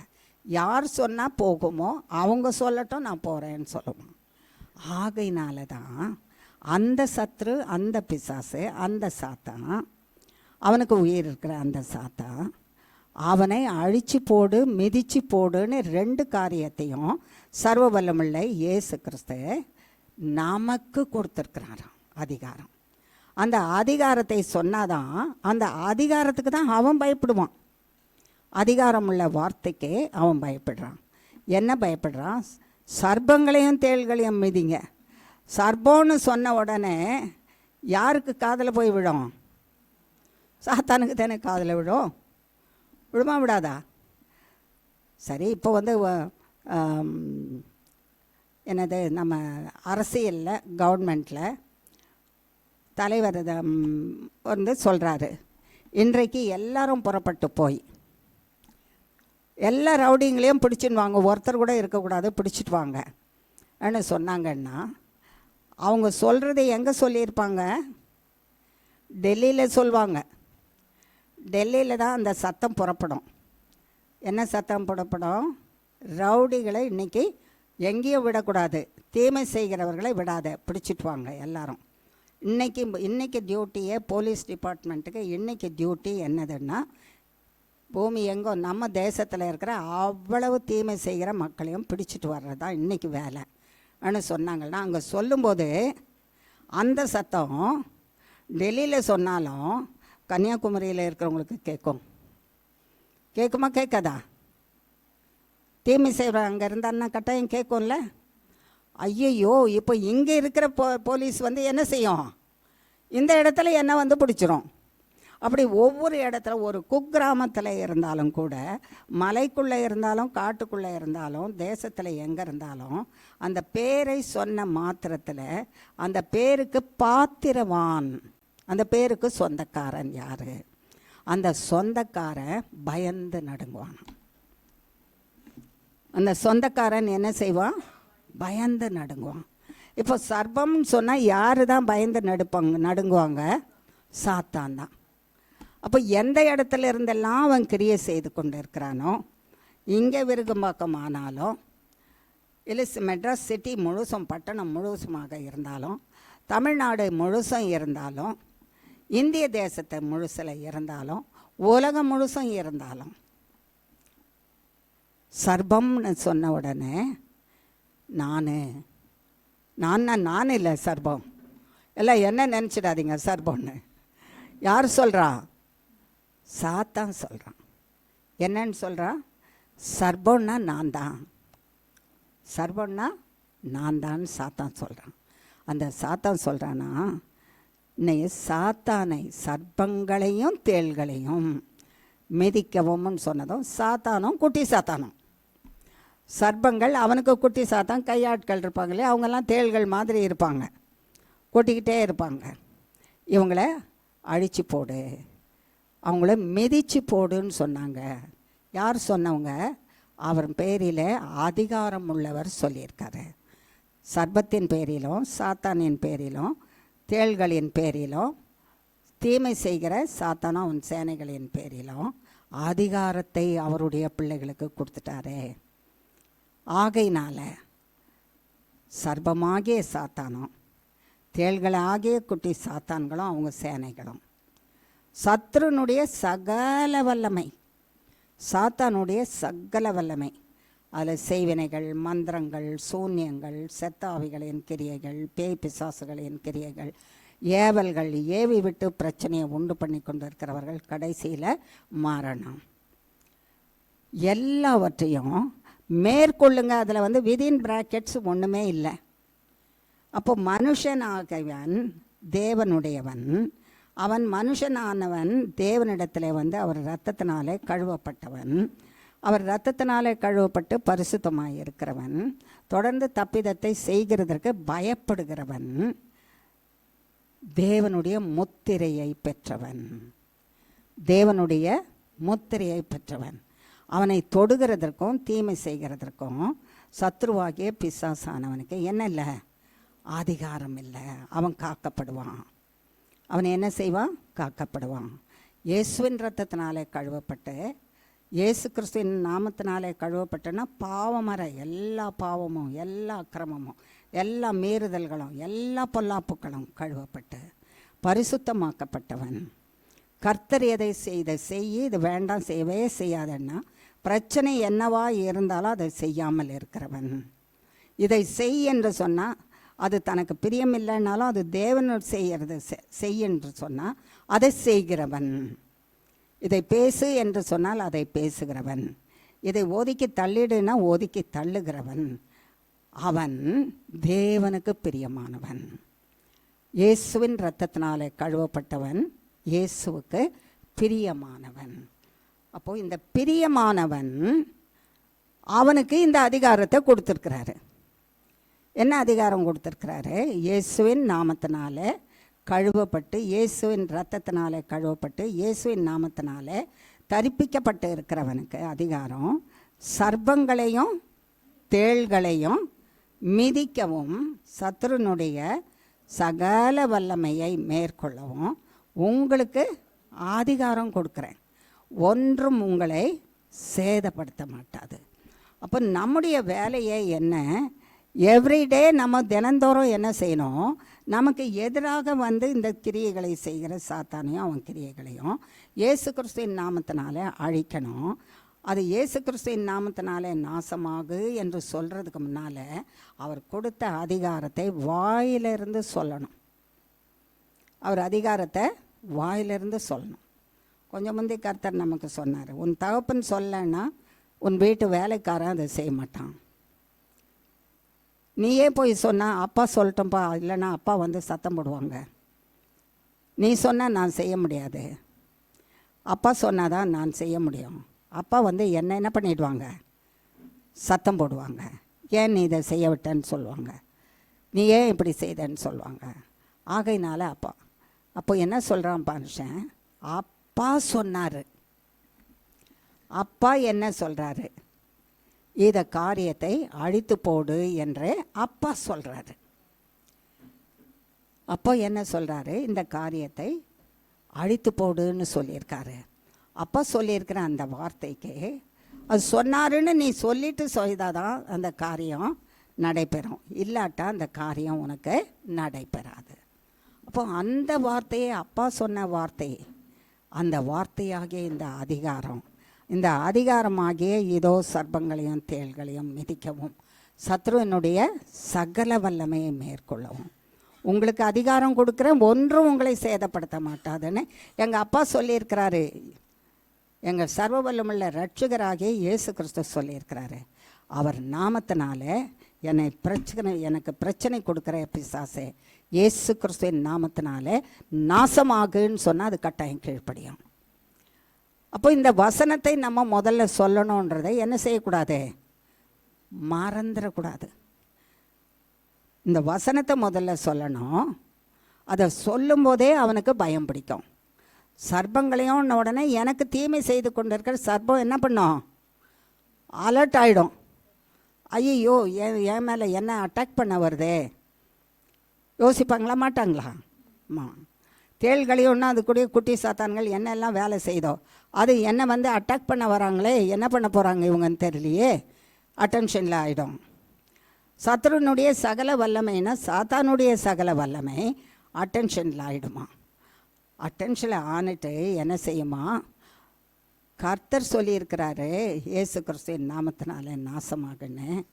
ஆகையினாலே உனக்கு கட்டளை கொடுக்குறேன், இயேசு கிறிஸ்துவின் நாமத்தினாலே நாசமாகுன்னா அப்படியே போயிடுமா.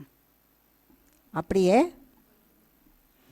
நம்ம கீழ்ப்படுகிறோமா கர்த்தர் சொன்ன வார்த்தைக்கு?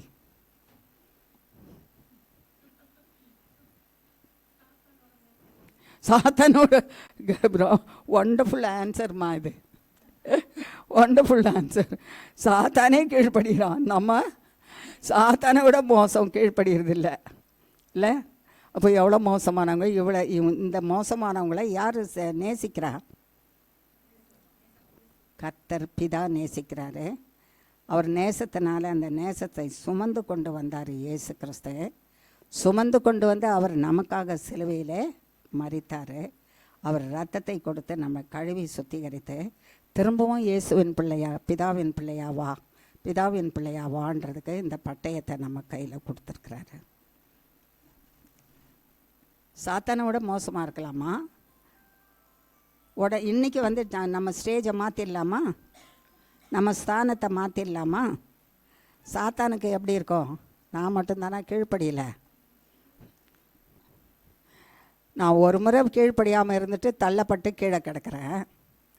இது பிறந்ததுலேருந்து இந்த வருஷம் வரைக்கும் இது வரைக்கும் அது ஒரு நாளும் தேவனுக்கு என்ன பண்ணதில்லை, கீழ்ப்படிஞ்சதில்லை. அது கீழ்ப்படிஞ்சிருந்தால் எப்படியோ இருந்திருக்கும். தேவனுடைய கரத்தில் வைத்து காக்கப்பட்டிருக்கோம், பத்திரமாக இருந்திருக்கோம், செம்மையாக இருந்திருக்கோம், சீர் பொருந்திருக்கோம், வேதனை இல்லாமல் இருந்திருக்கோம், வருத்தம் இல்லாமல் இருந்திருக்கோம். ஆண்டவரே நானே பெட்டரு. யார் சொல்லுவான்? சாத்தான் சொல்லுவான். இவங்க பிறந்ததுலேருந்து இன்னைக்கு வரைக்கும் என்ன பண்ணல, அவங்க கீழ்ப்படியவே இல்லை. அவங்கள காட்டிலாம் நான் பெட்டர். அப்போ என்ன அழிக்கிறதுக்கு முந்தி நீங்கள் யாரை அழிக்கணும்?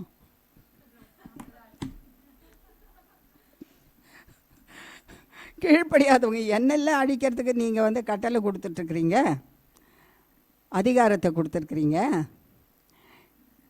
உங்கள் நாமத்தையே கொடுத்துட்ருக்குறீங்க. நான் இப்போ என்ன செய்கிறேன், உங்கள் நாமத்துக்கு கீழ்ப்படிஞ்சிட்டே இருக்கிறேன். சொல்வானா சொல்ல மாட்டானா? இயேசு கிறிஸ்துவின் நாமத்தினால நாசமாய்ப்போ சத்ருவே, பிசாசே, சத்ருவின் வல்லமையே, சர்பமே, தேளே, இயேசு கிறிஸ்துவின் நாமத்தினாலே நாசமாய்ப்போ, என்னை விட்டு நாசமாய்ப்போ, எனக்கு பிரச்சனையை கொண்டு வருகிற பிரச்சனையிலேருந்து நாசமாய்ப்போ, என் இனத்தார் ஜனத்தார் யாருக்கெல்லாம் ஜபிக்கிறோமோ அவங்கள விட்டு நாசமாய்ப்போன்னா நான் என்ன பண்ணுறேன்? இயேசுவின் நாமத்துக்கு கீழ்ப்படிஞ்சு போயிடுறேன்.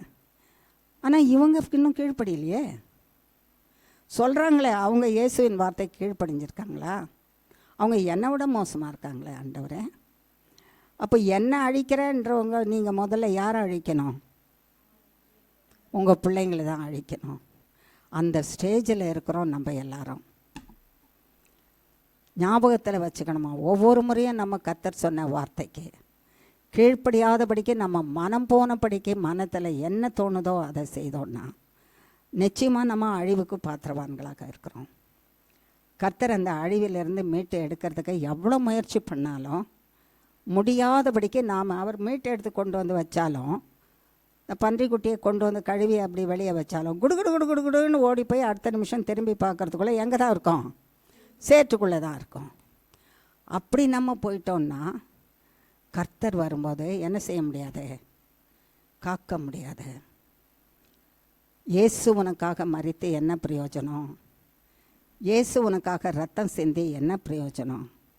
இயேசு கிறிஸ்துவின் நாமத்தை உனக்கு கொடுத்து சத்துருவை அழித்து மேற்கொண்டு ஜெயித்து வா என்று கர்த்தராகிய இயேசு கிறிஸ்து உனக்கு வல்லமை உள்ள அதிகாரத்தை கொடுத்து என்ன பிரயோஜனம்? You last everything. அவர் கொடுத்தது எல்லாவற்றையும் நீ என்ன பண்ணுற? இழந்து போயிட்ட.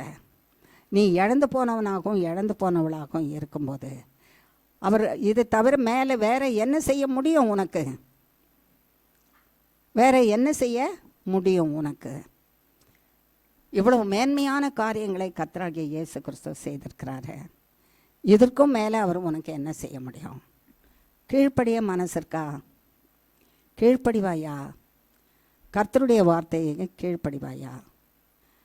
அவர் இருதயம் பார்க்கும்போது அவருக்கு ஏற்ற விதமாக இருக்கிறதா? நம்முடைய சிந்தை அவருக்கு ஏற்ற விதமாக இருக்கா? நம்முடைய வார்த்தை அவருக்கு ஏற்ற விதமாக இருக்கா? நம்முடைய நடக்கை அவருக்கு ஏற்ற விதமாக இருக்கா?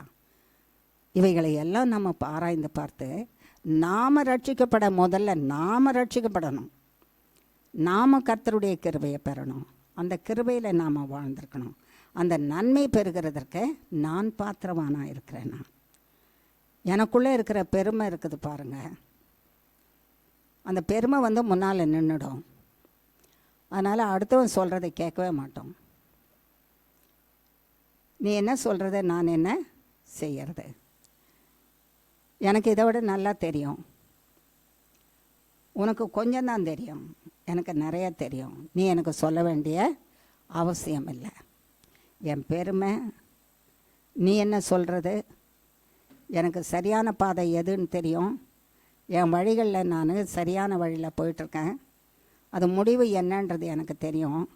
தெரியல அது முடிவு அழிவு என்பது தெரியாதபடிக்கு அந்த வழி நல்ல வழி, செம்மையான வழி, நேர்த்தியான வழின்னு போயிட்டுருக்கேன். கர்த்தர் இனி என்ன செய்வார்? இதையெல்லாம் கொடுத்துட்டாரு. அவர் அதிகாரமாகிய வார்த்தையை கொடுத்துட்டாரு. அவர் ரத்தத்தை ஊற்றி நம்மளை சுத்திகரித்து பரிசுத்தமாக்கி வச்சிருக்கிறாரு. அவருடைய நாமத்தை கொடுத்து சத்ருவாகிய பிசாசானவனையும் நமக்கு விரோதமாக எழும்புகிறவனையும் அழித்து மேற்கொண்டு ஜெயித்து வாழ்ந்துரு. நீ ஜெயித்து வாழ்கிறதற்கு ஜாக்கிரதையாயிரு. அந்த ஜெயித்து வாழ்கிற நேரத்தில் சத்ருவாகிய பிசாசானவன் கொண்டு வருகிற பிரச்சனைகள் உன்னை தேவனிடத்திலிருந்து பிரிச்சிடாதபடிக்கு ஜாக்கிரதையாக கர்த்தரோட இரு. தேவனிடத்திலிருந்து பிரிக்கிற பிரச்சனையை பார்த்து நீயே தேவனிடத்திலிருந்து பிரிந்து போகிற உன்னுடைய விசுவாச குறைவு, இது ரெண்டும் உன்னை ஜெயிக்காதபடிக்கு, சத்ருவை ஜெயிக்காதபடிக்கு செய்து தேவன் உனக்கு வச்சிருக்கிற நல் கிரீடத்தை இழந்து போயிடாத. கர்த்தர் காக்கிற காப்பாற்றுதலை இழந்துடாத. உன் விசுவாசம் குறைந்து உன் மனசில் எது சரின்னு தெரியுதோ அதுபடி நீ செய்துட்டு வந்தையானா நிச்சயமாக நீ அழிஞ்சு போயிடுவேன். கர்த்தருடைய வார்த்தை என்ன சொல்லுதோ அதை கேட்டு அதன்படி நீ நடப்பாயானால் கர்த்தருடைய ஆவியானவர் உன்னோட இருந்து உன்னை வழி நடத்துவார், உன்னை காப்பார், நீ ரட்சிக்கப்படுவ. பிரச்சனையின் காலத்தில் எவ்வளோ பெரிய பிரச்சனையாக இருந்தாலும் அவரை நம்புகிற நேரத்தில் நம்பிக்கொண்டே இரு. ஏன்னா அவரை தவிர விடுதலையே வேறு வழியில் வரவே வராது. நம்பிக்கொண்டே இரு. அந்த நம்பிக்கையில் நீ நிலைத்திருக்கும் போது உன் பிரச்சனையிலிருந்து உன்னை முற்றிலுமாக என்ன செய்வாராம்? விடுவித்து காக்க வல்லமை உள்ளவர். பிரச்சனையின் காலத்திலே உன்னை விடுவித்து காக்கிறவர், உன்னை பிரச்சனைக்கு தப்பு வைக்கிறவர், உன்னை அழிவுக்கு தப்பு வைக்கிறவர். ஆகையினால உன் இருதயம் எப்படி இருக்குது? இருதயத்தில் இயேசுவின் நாமமும் இரத்தமும் வார்த்தையும் இருக்குதான்னு பார்த்துட்டே இருப்பார். என் இருதயத்தில் நான் நினைக்கிறது, நான் பேசுறது, நான் செய்கிறது, எனக்கு சரின்னு தெரியறது, எனக்கு சரிப்போன காரியங்களில் நான் பிரவேசிக்கிறது இருக்குமானால் நான் நிச்சயமாக என்னை நானே அழித்து கொள்கிறேன். தேவன் அழிக்கிறதில்ல. மனுஷர் தப்பு செய்துட்டு தாங்க அழிவுக்குரிய காரியத்துக்கு போயிட்டு கர்த்தர் கைவிட்டுட்டாருங்க, கர்த்தர் செய்யலிங்க, கர்த்தரை கேட்டுக்கிட்டே இருந்தாங்க, கர்த்தர் பண்ணவே இல்லைங்க. நான் பட்டம் பெற்றிருக்கிறேங்க, நான் பதவி பெற்றிருக்கிறேன், நான் பெரிய பதவியில் இருக்கிறேன், எல்லாம் இருக்கிறேன், ஆனால் இயேசு தான் என்னை கைவிட்டுட்டாரு, கர்த்தர் தான் கைவிட்டுட்டாரு. இட்ஸ் அட்டர் லை. என்னது அது? பொய், பெரிய பொய். தேவன் கைவிட்டார் என்று சொல்வது பெரிய பொய். யாருடைய நாமத்தில் உனக்கு பேர் இருக்குது? இயேசு கிறிஸ்து என்கிற நாமத்தில். யாருடைய ரத்தம் உன்னை கழுவி கொண்டு இருக்குது, சுத்திகரித்து பரிசுத்தமாக்குது? இயேசு கிறிஸ்துவின் ரத்தம். யாருடைய வார்த்தை உனக்கு அதிகாரத்தை கொடுத்துருக்குது சத்ருவை அழிக்கிறதுக்கும் சத்ருவை ஜெயிக்கிறதுக்கும்? யாருடைய வார்த்தை? இயேசு கிறிஸ்துவின் வார்த்தை. மூன்றையும் கொடுத்து உன்னை வாழ்ந்துருன்னு சொல்லி உன் கையில் கொடுத்துருந்தா அதை பயன்படுத்தாதபடிக்கு தேவன் என்னை கைவிட்டாருங்க. தேவனை நம்பி இருந்தேன், நான் மோசம் போனேங்க. தேவனையே பார்த்துட்டு இருந்தேங்க, அவர் என்னை கைவிட்டுட்டாருங்க. தேவன் எனக்கு செய்யலைங்க. நீ என்ன பண்ண? நீ தேவனை கைவிட்டுட்டியா? நீ தேவனை மறந்துட்டியா? நீ என்ன சொல்கிற? தேவனை என்ன மறந்துட்டாரு? நீ மறந்துட்டியா தேவனை? தேவன் உன்னை மறந்துட்டாரா? உன்னை மறப்பதாக இருந்தால் அவர் மறந்திருப்பாரானால் உனக்கு அவர் நாமத்தையும் அவர் வார்த்தையும் அவர் ரத்தத்தையும் கொடுத்துருக்கவே மாட்டார். அவர் ஞாபகம் வச்சிருக்கிறதுனால தான் நீ பிழைக்கணும், சத்ருவை மேற்கொள்ளணும், ஜெயிக்கணும், நீ ஜெயித்து வாழணும்னு சொல்லி கர்த்தர் விரும்புகிறாரு. ஆகையினால இந்த 3 பட்டயத்தையும் கர்த்தராகிய தேவன் கொடுத்துருக்கிறாரு உன்னை ஞாபகம் வச்சிருக்கிறதுனால. ஆனால் நீ என்ன சொல்கிற? தேவன் என்னை மறந்துட்டாரு, தேவன் எனக்கு செய்ய மாட்டார், தேவன் எனக்கு செய்யலை, தேவனை நம்பி பிரயோஜனம் இல்லை. அவரையே கொடுத்துட்ட பிறகு வேறு என்ன கொடுப்பாரு? நீ அதை எடுத்து பயன்படுத்தி நீ என்ன பண்ண? உபயோகப்படுத்தி வாழ்ந்துருன்னு கர்த்தராகிய தேவன் சொல்கிறாரு. ஆனால் நாம் அதை வாங்கி பெற்றுக்கொண்டு அனுபவிக்காதபடிக்கு, அதை பயன்படுத்தாதபடிக்கு கர்த்தர் செய்யலைன்னு கடைசி வரைக்கும் கர்த்தர் செய்யலைன்னா இந்த வசனத்தில் சொல்லப்பட்டபடி பூமியின் மீது எங்கும் இதுவரைக்கும் வராத பிரச்சனைகள், அழிவுக்கு வர ஏதுவான பிரச்சனைகள், அழிக்கிற பிரச்சனைகள் வரும்போது நீ எப்படி தப்புவிக்கப்படுவ? எப்படி தப்புவிக்கப்படுவ? உன் கண்களிலும் உன் சிந்தையிலும் உன் வாயிலும் உன் வார்த்தையிலும் உன் இருதயத்திலும் வழியிலும் கையிலும் கால்களிலும் சகலவற்றிலும் இயேசுவின் ரத்தம், இயேசுவின் நாமம், இயேசுவின் வார்த்தை இல்லாவிட்டால் நீ எப்படி தப்புவிக்கப்படுவாய்? பிரச்சனை வரும்போது எப்படி தப்புவிக்கப்படுவாய்? இதனால் நீ நிறைஞ்சு இருந்தால் தான் நீ தப்புவிக்கப்பட முடியும், நீ வாழ முடியும். இல்லாவிட்டால் நீ இழந்து போவாய். பிரச்சனையின் மத்தியில், சூழ்நிலையின் மத்தியில், வேதனையின் மத்தியில், அழிவின் மத்தியில் நீ எழும்பாதபடிக்கு அழிந்து போவாய். அவரை பற்றிக்கொள் என்று கர்த்தர் சொல்கிறார். வெளிப்படுத்தின விசேஷம் 7ஆம் அதிகாரம்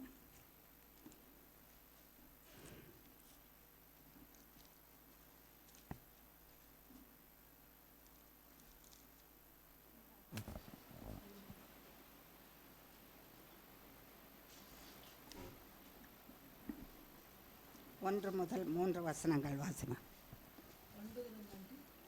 1 இவைகளுக்கு பின்பு பூமியின் 4 திசைகளிலும் 4 தூதர்கள் நின்று பூமியின் மேலாவது சமுத்திரத்தின் மேலாவது ஒரு மரத்தின் மேலாவது காற்று அடியாதபடிக்கு பூமியின் 4 காற்றுகளையும் பிடித்திருக்க கண்டேன். ஜீவனுள்ள தேவனுடைய முத்திரை கோலையுடைய வேறொரு தூதன் சூரியன் உதிக்கும் திசையிலிருந்து ஏறி வர கண்டேன். அவன் பூமியையும் சமுத்திரத்தையும் சேதப்படுத்துகிறதற்கு அதிகாரம் பெற்ற அந்த 4 தூதரையும் நோக்கி, நாம் நமது தேவனுடைய ஊழியக்காரரின் நெற்றிகளில் முத்திரை போட்டு தீர்வளவும் பூமியையும் சமுத்திரத்தையும் மரங்களையும் சேதப்படுத்தாதிருங்கள் என்று மகா சத்தமிட்டு கூப்பிட்டான். கேட்டோமா? வசனத்தை வாசிக்கும் போது கேட்டோமா? ஆமாம். இவைகளுக்கு பின்பு இந்த பிரச்சனைகள் வருகிற ஒன்றன் பின்பு ஒன்றாக வருகிற பிரச்சனை யாரை அழிக்க? தேவனுடைய பிள்ளைகளையும் தேவனுக்கு கீழ்ப்படியாத இருக்கிறவர்களையும் அழிக்கணும்னு வருதான். பூமியின் மேலே இருக்கிற எல்லாரையும் அழிக்கணும்னு. பூமியின் மேலே தேவனுக்கு கீழ்ப்படியாதவர்களை அழிக்க வருகிற தீமைக்கு மத்தியில் தேவனுடைய பிள்ளைகளும் இருக்கிறாங்களாம். ஆமாவா இல்லையா? இப்போ இங்கே இத்தனை பேர் இருக்கிறோம். இதில் தேவனுக்கு பயந்து தேவனுக்கு கீழ்ப்படுகிற பிள்ளைங்க இருக்கிறோம். இதில் யாரோ ஒருத்தர் 2 பேர் இருக்கிறாங்கன்னு வச்சுக்கோங்க. தேவனுக்கு கீழ்ப்படியாதவங்க இருக்கிறாங்க, தேவன் கைவிட்டாருன்னு சொல்கிறவங்க இருக்கிறாங்க, பரிசுத்தத்தை விரும்பாதவங்க இருப்பாங்க, தாங்க நினைக்கிறதையே செய்யணும்னு விரும்புகிறவங்க இருப்பாங்க, சுயநலக்காரராக இருப்பாங்க. ஒரு தமிழில் ஒரு பழமொழி உண்டு, எச்சில் கையால் கூட என்ன செய்ய மாட்டாங்களாம்? காக்கையை ஓட்ட மாட்டாங்களாம். ஏன் காக்கையை ஓட்ட மாட்டாங்க? அதிலிருந்து ஒரு சோத்து பருக்கை கீழே விழுந்துருச்சானா அந்த காக்கை என்ன செய்கிறோம்? அதை எடுத்து சாப்பிட்றோம். அது எனக்கு. அந்த ஒரு சோற்று பருக்கை கூட அது எனக்கு ஓட்ட மாட்டாங்களாம். அப்படி மற்றவர்களுக்கு நன்மை செய்யாதவர்கள், மற்றவர்களுக்கு தீமை செய்து கொண்டு இருக்கிறவர்கள், நன்மை செய்கிறவர்களுக்கு தீமை பேசுகிறவர்கள், ஓயாமல் புரளி பேசுகிறவர்கள், ஓயாமல் கெட்ட வார்த்தைகளை பேசுகிறவர்கள், ஓயாமல் குற்றம் கண்டுபிடிச்சு கொண்டு இருக்கிறவங்க, எதை செய்தாலும் இதை செய்யலை, இதை பண்ணலை, இதை பண்ணலை, இதை பண்ணலைன்னு ஒரு நாள் கூட வாயில் நல்ல வார்த்தை, இவர்கள் இந்த நல்ல வார்த்தையை காரியத்தை செய்தார்கள், கர்த்தருக்கு ஸ்தோத்திரம், அவர்களை காக்கட்டும் என்று சொல்லாத வாயை உடையவர்கள், தீமையினாலே நிறைந்திருக்கிற வாயை உடையவர்கள், தங்களால் செய்ய முடியாவிட்டாலும் அடுத்தவர்கள் செய்கிறவர்களை நிந்தித்து கொண்டே இருக்கிறவர்கள், ஓயாமல் நிந்தித்து கொண்டே இருக்கிறவர்கள், இவர்கள் எல்லாரையும் அழிக்கிறதுக்கு தான் அக்கினியும் கந்தகத்தையும் கர்த்தராகிய தேவன் பூமியின் மேலே என்ன செய்ய போகிறாராம்? கொட்டி அழிக்க போகிறாராம். அப்படி நல்லவர்களும் இது மத்தியில் உட்கார்ந்துருப்பாங்க, இந்த தீமை செய்தவர்களும் அங்கே உட்கார்ந்துருப்பாங்க. அப்படி இருக்கும்போது அழிக்கிறவர்கள் மத்தியில் அழிக்கிற அக்னி வந்து கொட்டுமானால் அக்னிக்கு தெரியுமா நீ யார், தீமை செய்தவன் யாருன்னு தெரியுமா? அழிச்சு போட்டுடும். எல்லாரையும் என்ன பண்ணிடும்? அழிச்சு போட்டுடும். ஆகையினால தான் கர்த்தர் அழிவுக்கு ஒரு கட்டளை கொடுத்தாராம். விதவிதமான அழிவு வருது. இந்த 7ஆம் அதிகாரத்தில் ஒரு அழிவு வருது. என்ன அழிவு வாஸ்தமா? பார்க்காம சொல்லு, நீ தானே வாஸ்த. முதலாம் வசனம்.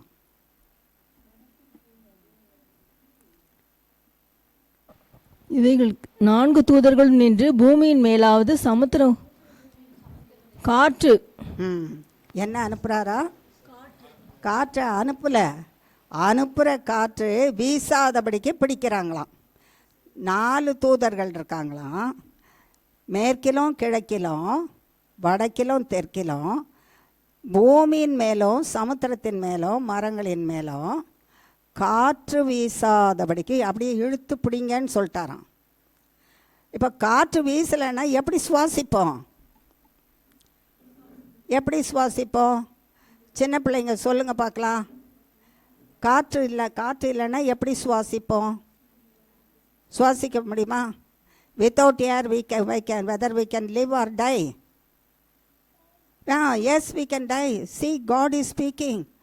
Listen what he is telling. We must listen and obey accordingly. காற்று வீசாதபடிக்கு நான் இழுத்து பிடிக்கிறதுக்கு யாரை அனுப்பிட்டேன்? தேவ தூதர்களை அனுப்பியிருக்கிறேன். 4 பேரும் வீசம்மா அப்படியே பிடிச்சிட்டாங்கன்னா பூமியிலையும் இருக்காது. பூமியில் வீசலைன்னா கடல் அடியில் போயிடலாமான்னு பார்ப்பாங்க. கடல் மேலேயும் வீசாதான், மரங்கள்லேயும் வீசாதான். மரத்தில் மேலே ஏறி உட்காரலான்னா எங்கேயுமே காற்று இல்லைன்னா, ஒரு க்ஷணம் காற்று இல்லைன்னா என்ன ஆகும்? மனுஷர் என்ன ஆவாங்க? செத்துருவாங்க. Without any problem, without any time. Emergency ஹாஸ்பிட்டலுக்கு கூட கூப்பிட்டு போக முடியாது. ஹாஸ்பிட்டலில் இருக்கிறவனும் என்ன செய்வான்? காற்று இல்லாதனால செத்து போயிடுவான். ஆம்புலன்ஸ் ஓட்டுறவனும் என்ன செய்வான்? செத்து போயிடுவான். உலகத்தில் இருக்கிற அத்தனை பேரும் காற்று இல்லாமல் செத்துருவாங்களாம். கட்டளை கொடுத்துட்டாராம். அவங்க வந்துட்டாங்களாம், பிடிக்கிறாங்களாம்.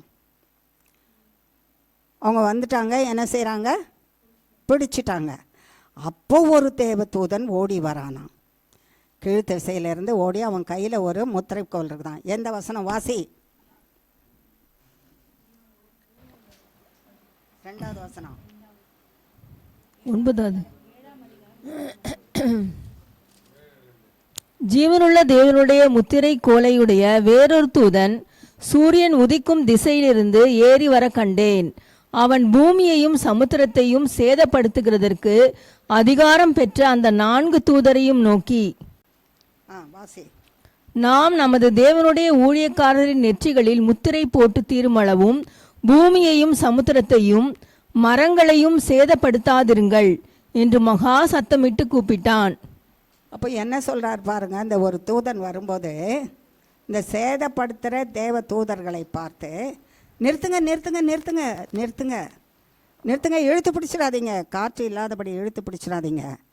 ஒரு க்ஷணம் இழுத்துட்டிங்கன்னா அவ்வளோதான், எல்லாரும் என்ன செய்வாங்க? இறந்துருவாங்க. அதில் துன்மார்க்கரோடு சேர்த்து நீதிமானம் என்ன செய்வான்? மடிஞ்சு போயிடுவான். துன்மார்க்கனோட சேர்த்து யாரும் மடிஞ்சு போயிடுவான்? நீதிமானம் மடிஞ்சு போயிடுவான். ஆகையினால நீதிமான் தப்புவிக்கப்பட வேணும். அவன் என்னை நம்பி இருக்கிறான். என்னை நம்பி அவனுடைய பாவ வழிகளை விட்டு இயேசுவின் இரத்தத்தினால கழுவப்பட்டு பரிசுத்தமாக்கப்பட்டு அவன் வாய், வார்த்தை, சிந்தை, இருதயம் சகலமும் நான் விரும்புகிறதை பேசி செய்து அதிலே வாழ்ந்து கொண்டு இருக்கிறவன் அவன் காக்கப்படணும். அவன் வாயில் என் வார்த்தையை வச்சிருக்கிறேன். அவன் வாயில் என் நாமத்தை வச்சிருக்கிறேன். அவன் வாயில் என்னுடைய இரத்தமாகிய அக்கினியை வச்சிருக்கிறேன். அந்த இரத்தமாகிய அக்கினி அவன் சரீரம் முழுவதையும் கழுவி பரிசுத்தப்படுத்தி காத்து கொண்டிருக்கிறது. என் நாமமாகிய பட்டயம் சத்ரு அவனுக்கு விரோதமாய் வருகிறதை அழிச்சு போடுன்னு நான் சொன்ன வார்த்தையின்படியே அழிச்சு போட்டு கொண்டு இருக்கிறான். என் வார்த்தையாகிய அதிகாரம் அவன் வாயிலிருந்து அவனை காத்து கொண்டு சத்ருவை மேற்கொள்ளத்தக்கதாக அதிகாரத்தை பெற்றவனாக இருக்கிறான். அவனை துன்மார்க்கனோடு அழிச்சிடாத. யாரோட அழிச்சிடாத? துன்மார்க்கனோட அழிச்சிடாத. ஐயோ, என் பிள்ளைங்க அழிஞ்சிடுவாங்க. யார் கூக்குரலிடுறது? என் பிள்ளைங்க அழிஞ்சிடுவாங்கன்னு யார் கூக்குரலிடுறா? கர்த்தர் கூக்குரலிடுறாரு. என் பிள்ளைங்க அழிஞ்சிடுவாங்க. தேவதூதனை ஓடு, முத்திரை கோலை எடுத்துகிட்டு போய் என் பிள்ளைங்க எல்லாருடைய நெற்றிலும் என்னுடைய நாமத்தை முத்திரை போடுன்னு சொன்னாராம். என்னுடைய நாமத்தை முத்திரை போடு. உங்கள் நெத்திலும் என் நெத்திலும் என்ன இருக்குது? உங்கள் நெத்திலும் என் நெத்திலும் என்ன இருக்குது?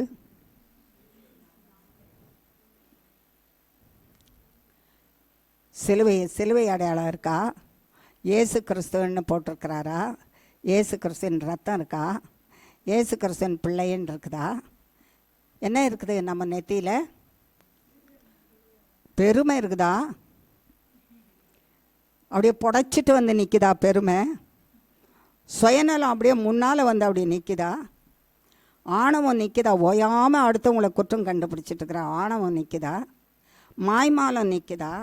பொய் நிற்குதா? வேதனை, அடுத்தவங்களுக்கு வேதனை உண்டாகிற கிரியைகள் நின்றுட்டுருக்குதா? இதெல்லாம் இருந்துதானா துன்மார்க்கன் அழிவது போல நாமும் அழிஞ்சிடுவோம். இவை இல்லாதபடிக்கு நீதிமான் தேவன் என்ன விரும்புகிறாரோ அதை நாமும் செய்வோமானால் நம்முடைய நெற்றியில் தேவனுடைய நாமம் முத்திரை போடப்பட்டிருக்குமா? முத்திரை போடப்பட்ட இந்த நாமம், இயேசுவின் நாமம் இருக்குமானா, obedience to the parents. Children, obedience to the parents. பெற்றோர் என்ன சொல்கிறாங்களோ, whatever the parents say you must obey. வாட் எவர்னா, parents will not ask you to commit sin, go and do sin, all wrong things. Parents will ask you to do only the good things. Obey the parents, obey the teachers in your school, and be friendly with your friends. Don't fight, and don't think that you are a high person. You cannot and you can never exalt yourself more than what you are. You must abide in Jesus Christ. You must abide and hide yourself in Jesus Christ. At the time of problem, He will protect you and save you. சரியா? சரியா? செய்வீங்களா? செய்வீங்களா? Right. ஆகையினால கர்த்தருடைய நாமத்துக்கு, அவர் வார்த்தைக்கு, அவருடைய அதிகாரத்துக்கு, அவர் சொல்லுகிற வார்த்தைக்கு நாம் கீழ்ப்படிந்தோமானால் அந்த கீழ்ப்படிதல் நம்மை பாதுகாத்து கொள்ளும். அந்த கீழ்ப்படிதல் நம்மை பாதுகாத்து கொள்ளும், அழிவிலிருந்து பாதுகாக்கும். அப்போது தேவனுடைய பார்வையில் நான் தகுதியாக இருந்து தேவதூதன் என் நெற்றியிலே முத்திரை போடுவாரா? இன்றைக்கு நம்ம அதை ஆராய்ந்து பார்க்கணும். ஆண்டவரே, என்னுடைய நெற்றியிலே நீர் முத்திரை போடுவீராக. நீங்கள் போடலைன்னா நிச்சயமாக இன்றைக்கி எனக்கு முத்திரை போடணும்.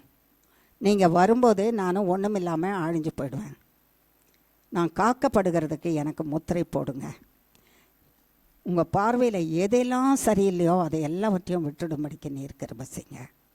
இந்த முத்திரை என்ன செய்யுமா? கர்த்தர் சொல்லி அனுப்புவாராம் தேவதூதர்கள், ஊழியர்களை. அவங்க எல்லாரும் தேவனுடைய பிள்ளைகளை, கீழ்ப்படுகிறவர்களை ஒன்றா சேர்த்து கொண்டு வந்து பாதுகாக்கிற இடத்துல கொண்டு வந்து கொடுத்துருவாராம். எந்த இடத்துல கொடுத்துருவாரு? பாதுகாக்கிற இடம். அந்த பாதுகாக்கிற இடம் எது? கர்த்தருடைய அடைக்கலப்பட்டணம். அவர் நாமம், அவர் மார்பு, அவர் எங்கே வசிக்கிறாரோ அங்கே. திருடனை போல இதோ நான் வரேன்னு சொல்லியிருக்காருல்ல, சொல்லியிருக்காரா இல்லையா? முத்திரை போட்டவர்களை எல்லாரையும் அப்படியே அவர் வந்து சேர்த்து கூட்டிகிட்டு போயிடுவாராம். உலகத்தில் இருக்கிற மற்றவர்களுக்கு அவர் வருகிற சத்தமே என்ன செய்யாது? இப்படி தூங்கி தூங்கி வழிஞ்சிட்டு இருந்தால் சுத்தமாக கேட்காது. வாழ்ந்து மற்றவர்களுக்கு சாப்பாடு பண்ணி போட்டு ஜீவனை வச்சு, அவர் கொடுத்த ஜீவனை எல்லாம் வச்சுக்கிட்டு, எல்லாம் அவர் கொடுத்த சம்பத்தெல்லாம் அனுபவிச்சுட்டு எங்கே போனோம்? கடைசியில் அங்கே தான் போனோம். ஆகையினால கனநித்திரையின் ஆவியும் இருக்கக்கூடாது, விழிப்புடைமையும் இருக்கணும், கீழ்ப்படிதல் இருக்கணும், தேவ வார்த்தை இருக்கணும். தேவ வார்த்தை என்ன சொல்லுதுன்னு ஆசையோடு கேட்கணும். கேட்டால் தான் கவனம் என்ன செய்யாது? சிதறி போகாது, அந்த இடத்துல இருக்கும். நான் இழந்து போகாது. கர்த்தர் என்னை இழந்துடக்கூடாதுன்னு விரும்புகிறாரு. மகளே, மகனே, உன்னை நான் இழந்துடக்கூடாதுன்னு கர்த்தர் பேசுகிறாரு. அப்போ நம்ம இழந்துடலாமா? நாம் இழக்கப்பட்டு போகாதபடிக்கு காத்திருக்கணுமா? அந்த முத்திரை போடப்பட்டவர்கள் கர்த்தர் வரும்போது கர்த்தரோடு சேர்ந்து பறந்து போயிடுவாங்க. நீதிமான் அவருடைய அடைக்கலத்துக்குள்ளே வைத்து பாதுகாக்கப்படுவான். கர்த்தர் வரும்போது கைவிடப்பட்டவர்கள் யாருன்னா துன்மார்க்கர். எவ்வளோ சொல்லியும் கேட்காதவங்க, எவ்வளோ சொல்லியும் கீழ்ப்படியாதவங்க, எவ்வளோ சொல்லியும் பாவத்திலேருந்து வெளியே வராதவங்க, எவ்வளோ சொல்லியும் ஆஹா விபச்சாரம் எவ்வளோ நல்லா இருக்குது, வேசி மார்க்கம் எவ்வளோ நல்லா இருக்குது, கொலை எவ்வளோ நல்லா இருக்குது, பணத்தை சேர்த்து வைக்கிறது எவ்வளோ நல்லா இருக்குது, நான் பெரிய இன்னும் அந்தஸ்து என்று நான் பணத்தை குவித்து கொண்டு இருப்பது எவ்வளோ நல்லா இருக்குது என்று சொல்லி சொல்லி சொல்லி இவங்கெல்லாம் சொல்கிறாங்க. இதெல்லாம் என்னைக்கு வரப்போகிறார் ஏசாமி? எத்தனையோ 1000 வருஷங்கள் கடந்து போயிட்டு இன்னும் வரல. அசட்டை, கீழ்ப்படியாமை, நான் என்கிற எண்ணம், இது நடக்காது என்கிற எண்ணம், சாத்தானுக்கு துணை நிற்கிற எண்ணம், இவைகளினாலே நிரம்பி இருக்கிறவர்களுக்கு அவர்கள் நினைக்கிறது போலயே கர்த்தர் வருவது தெரியாது. கர்த்தருடைய முத்திரை அவர்கள் நெற்றியில் என்ன செய்ய முடியாது? போடப்பட முடியாது. இழந்து போனவர்களாக, கைவிடப்பட்டவர்களாக, பூமியின் கொடுமைக்கும் அழிவுக்கும் கைவிடப்பட்டு போவார்கள். கடைசியில் கர்த்தர் என்ன செய்வாராம்? இவங்க எல்லாரும், அதுக்கு இடையில நிறைய காரியம் நடக்கும், அவங்க எல்லாரையும் துன்மார்க்கர் அத்தனை பேரையும் கர்த்தர் என்ன செய்வாராம் பார்க்கலாமா? வெளிப்படுத்தின விசேஷம் 20 அதிகாரம் 8 வசனமும் 9 வசனமும். பூமியின் 4 திசைகளிலும் உள்ள ஜாதிகளாகிய கோகையும் மாகோகையையும் மோசம் போக்கும்படிக்கும் அவர்களை யுத்தத்திற்கு கூட்டிக் கொள்ளும்படிக்கும் புறப்படுவான். அவர்களுடைய தொகை கடற்கரை மணலத்தனையாயிருக்கும். அவர்கள் பூமி எங்கும் பரம்பி பரிசுத்தவான்களுடைய பாளையத்தையும் பிரியமான நகரத்தையும் வளைந்து கொண்டார்கள். அப்பொழுது தேவனால் வானத்திலிருந்து அக்கினி இறங்கி அவர்களை பட்சித்து போட்டது. எங்கே இருந்து அக்கினி வந்தது? யாரிடத்திலிருந்து வர்றது? தேவனிடத்திலிருந்து. கீழ்ப்படியாதவர்கள், தான் என்ற எண்ணம் உள்ளவர்கள், கர்த்தர் சொன்ன வார்த்தைக்கு கீழ்ப்படிந்து நடக்காதவர்கள், தீமையை மற்றவர்களுக்கு செய்து கொண்டிருக்கிறவர்கள், துன்மார்க்கர் என்ற பட்டியலில் இருக்கிற அத்தனை பேரும் வானத்திலிருந்து அக்கினி இறங்கி கொட்டப்பட்ட அவர்கள் மேலே அவங்க மொத்த பேரும் அழிஞ்சு போயிட்டாங்களாம். அதுக்கு அடுத்தது சாத்தா அழியும். அதுக்கு முன்னால் இன்னொரு பகுதியை பார்க்கலாம். 19 அதிகாரம்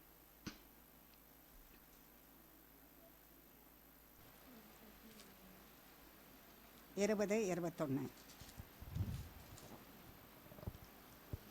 அப்பொழுது மிருகம் பிடிக்கப்பட்டது.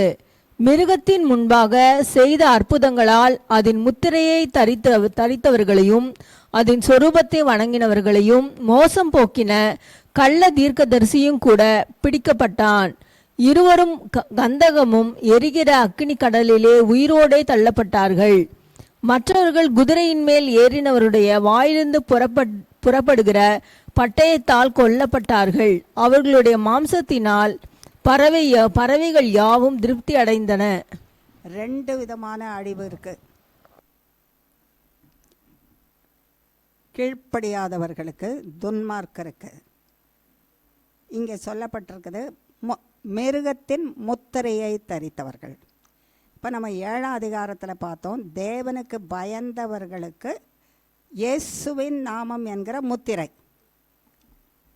தேவனுக்கு பயப்படாமல் துன்மார்க்கமாய் வாழ்கிறருக்கு பிசாசு, மிருகம் என்று சொல்லப்பட்ட அவனுடைய முத்திரை போடப்பட்டிருக்குது. அவங்க எல்லாரும் விரோதமாக, தேவனுடைய பிள்ளைகளுக்கு விரோதமாக தான் வருவாங்க. அதுக்கு இடையில் கர்த்தர் நம்மை காத்துக்கொள்வார். இப்போ அவர்கள் எல்லாரும் கூடிக்கொள்ளும் போது இவர்களை அழிக்கணும். மிருகம் என்று தப்பிதமாய் வழி நடத்துகிறவனும், பொய்யான தீர்க்க தரிசனம், கர்த்தர் இதான் சொன்னாருன்னு பொய்யை சொல்லி தீமையை செய்கிறதுக்கோ பாவத்தை செய்கிறதுக்கோ வழி நடத்தின தீர்க்கதரிசியும், அதை நம்பி அவனுடைய முத்திரையை நெத்தியில் தரித்திருக்கிறவர்களும், அதை நம்பி அவன் பின்னால் போனவர்கள் அத்தனை பேருக்கும் கர்த்தராகிய தேவன் இந்த தீர்க்கதரிசியும் மிருகத்தையும் பிடிச்சிடுவாங்க, உயிரோட அக்னி கடலில் போடுவாங்க. மற்ற மனுஷர் ஏராளமானவங்க இருப்பாங்கள்ல, பல கோடி பேர் அவனை பின்பற்றினவங்க. இயேசு கிறிஸ்துவின் வாயிலிருந்து அக்னி பட்டயம் வருதான். என்ன பட்டயம்? ஏன் பயமாக இருக்குதா? கர்த்தருடைய பிள்ளைகளாக இருந்தீங்கன்னா உங்களுக்கு அந்த அக்னி பட்டயம் என்ன செய்யாது, வராது. நீங்கள் காக்கப்படுவீங்க. அவருடைய முத்திரையை போட்டு அவருடைய வருகையில் கூட்டி கொண்டு போய் உங்களை பத்திரமா வச்சு காத்துக்குவார். நான் துன்மார்க்கமாய் நடப்பேன், தேவனுக்கு கீழ்ப்படிய மாட்டேன், என் மனம் போனபடி நடப்பேன்னா தான் நீங்கள் பயப்படணும். ஆகையினால இயேசு கிறிஸ்து நல்லவர் தான். அவர் வாயிலிருந்து வருகிற வார்த்தையாகிய அந்த பட்டயம் இருக்க, இந்த அக்கினி பட்டயம் ஒருவனையும் தப்ப விடாதபடிக்கு அத்தனை கோடி மக்களையும் ஒரு க்ஷணத்தில் அழிச்சு போட்டது. அவர் வார்த்தையாகிய அக்கினி பட்டயம் சாத்தானையும் அவன் கிரியும் அழிக்குமா அழிக்காதா? அழிக்குமா அழிக்காதா? அப்போ யாருக்கு நமக்கு அவருடைய நாமம் என்ற பட்டயம் வேணுமா வேண்டாமா? வேணும். அவர் நாமம் என்ற பட்டயம் நம்ம வாயிலும் நம்மளுடைய மைண்டிலையும் சிந்தனையிலும் நம்முடைய நெற்றியிலும் இருக்க கடவுது. அவர் அதிகாரம் நம்முடைய வாயிலும் நம்முடைய சிந்தையிலும் நம்முடைய நெற்றியிலும் இருக்க கடவுது. அவருடைய ரத்தம் உச்சந்தலையிலிருந்து உள்ளங்கால் பரியந்தம் நம்மை மூடி காக்க கடவுது. அப்பொழுது தப்புவிக்கப்பட்டு பிழைப்போம். ஆகையினாலே கர்த்தருடைய வாயில், இயேசு கிறிஸ்துவின் வாயிலிருந்து புறப்படுகிற அக்கினி பட்டயத்தினால அத்தனை துன்மார்க்கரும் என்ன செய்வாங்க? அழிக்கப்பட்டு போயிடுவாங்க. அதில் அகப்பட்டு நீ சாகாதேன்னு சொல்கிறதுக்கு தான் கர்த்தர் இந்த வசனத்தை நமக்கு சொல்கிறாரு. அப்படி ஒரு காலம் வரப்போது நான் அழிக்க போகிறேன், அதுக்கு முன்னால் நீ தப்பித்து எனக்கு கீழ்ப்படிஞ்சு என்னுடைய வார்த்தையை கேட்டு என்னுடைய நாமத்தை தரித்து கொண்டு என்னுடைய இரத்தத்தினாலே நீ மூழ்கி என் நாமத்தினாலே சத்ருவை நீ மிதித்து மேற்கொண்டு ஜெயித்து என்னோட கூட வாழ்வாயானால் நீயும் உன் குடும்பத்தாரும் பிழைப்பீங்க. அவனை தான் தப்பு வைக்க முடியும். நான் நினைக்கிறதுனால என் குடும்பம் தப்பு வைக்கப்படாது. ஒவ்வொருவரும் தனித்தனியாய் கர்த்தரை ஏற்றுக்கொண்டு அவர் நாமம் தரிப்பிக்கப்பட்டு இருந்தால் தான் பிழைக்க முடியும், தப்பு வைக்கப்பட முடியும். இல்லாட்டா தப்பு வைக்கப்பட முடியாது. அந்த பாக்கியத்துக்குள்ளே கர்த்தராகிய தேவன் நம்மை அழைக்கிறார். நான் உன்னை அழிக்காதபடிக்கு, நான் உன்னை முத்திரை போட்டு பாதுகாத்து கொள்ளத்தக்கதாக நீ நான் சொல்லுகிற வார்த்தையை கேட்டு என் கட்டளைக்கு கீழ்ப்படிந்து என் கற்பனைகளை கைக்கொண்டு என்னிலே என் சமூகத்தில் வாழ்ந்துரு, நீ பிழைப்பாய். தீமையான காலங்கள் வரும்பொழுது நீ தப்பு வைக்கப்பட்டு நீ பிழைப்பாய். கடைசியில் ஒரு வசனத்தை வாசிப்போம். 20ஆம் அதிகாரம் 10ஆம் வசனம் வாசிமா.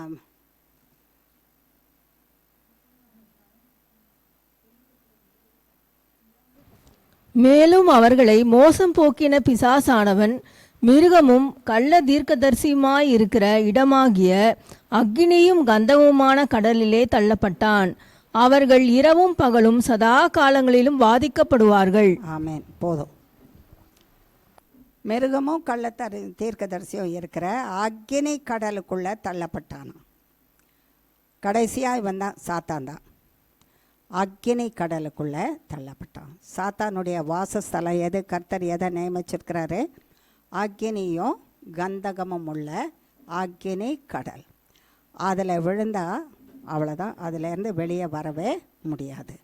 எல்லா விதமான வேதனையும் கஷ்டமும் வாழ்நாளெல்லாம் அதில் தான் அனுபவிக்கணும். அந்த தீமைக்குள்ளே போகாதபடிக்கு என் மக்களே நீங்கள் தப்புவிக்கப்படுவீர்களாகன்னு கர்த்தர் சொல்கிறாரு. நீங்கள் தப்புவிக்கப்படத்தக்கதாக அந்த தீங்குக்கும் அந்த ஆபத்துக்கும் அந்த அழிவிலும் நீங்கள் சிக்கிண்டு போகாதபடிக்கு வரப்போகிற இந்த ஆபத்துக்கு நீங்கள் நான் தப்புவித்து உங்களை காக்கிறதற்கு நான் சொல்லுகிற வார்த்தையை கேட்டு என் வசனத்தின்படி நடந்து எனக்கு கீழ்ப்படிந்து என் கட்டளைகளை உங்கள் இருதயத்தில் வைத்து என் நாமம், என் இரத்தம், என் வார்த்தை உங்களுடைய ஆவி ஆத்மா சரீர சிந்தையில் ராஜரீகம் செய்து அதில் வாழ்ந்திருப்பீர்களாக. அப்பொழுது நீங்கள் வரப்போகிற கோபாக்கினைக்கு தப்புவிக்கப்படுவீர்கள்னு சொன்னார். வாழலாமா? அப்படி கர்த்தர்கிட்ட கேட்கலாமா? அசட்டையாக வாழ்ந்துட்டுருக்கலாமா? என்னைக்கு வருவாருன்னு தெரியாது. உங்ககிட்ட என்கிட்ட யார்கிட்டையும் சொல்ல. நிறைய காரியத்தை நம்மகிட்ட சொன்னார்னா அடுத்தவங்களுக்கு சொல்லாதன்னா சொல்லாத வச்சுருப்போம். அப்படி என்கிட்டையும் சொல்ல அவர் எப்போ வருவாருன்னு உங்கள் யார்கிட்டையாவது சொல்லியிருக்காரா? உங்கள்கிட்ட சொல்லியிருக்காரா? யார்கிட்டையும் சொல்ல. அப்போ எவ்வளோ ஜாக்கிரதையாக இருக்கணும். எந்த நேரத்தில் வருவார்? காலத்தை பார்த்தா வரமாட்டார் அப்படின்னு நினைக்க வேண்டாம். பகிரங்க வருகை தான். இப்போ வரமாட்டார், இன்னும் கொஞ்சம் காலத்தில் நடக்கும், வரும். ரகசிய வருகை எப்போ வரைக்கும் எப்போ நடக்கணும் தெரியாது. ஆகையினால வாழ்க்கையில், நடக்கையில், சிந்தையில், பேச்சில், உள்ளத்தில் பரிசுத்தர்களாய் வாழத்தக்கதாக இயேசுவின் நாமம் நம்மை மூடி காக்க கடவுது. இயேசு கிறிஸ்துவின் இரத்தம் நம்மளை நிரப்பி காக்க கடவுது. இயேசு கிறிஸ்துவின் வார்த்தையாகிய அக்கினி நம்ம வாய், வார்த்தை, சிந்தை, ஜீவன், சரீரம் முழுவதில் இருந்து ராஜரீகம் செய்து தீமைக்கும் அழிவுக்கும் துன்மார்க்கத்துக்கும் தப்புவித்து காத்து கர்த்தருடைய நாமத்தினால அவர் வரும்போது அவரோடு சேர்ந்து எல்லையில்லாத சந்தோஷத்தில் வாழ்ந்திருக்கும்படிக்கு கிருபை செய்வாராக. ஆமேன். சத்தமாக தான் சொல்லுங்களேன். ஆமேன். ஏன் அது கூட பயம்? ஆமேன்.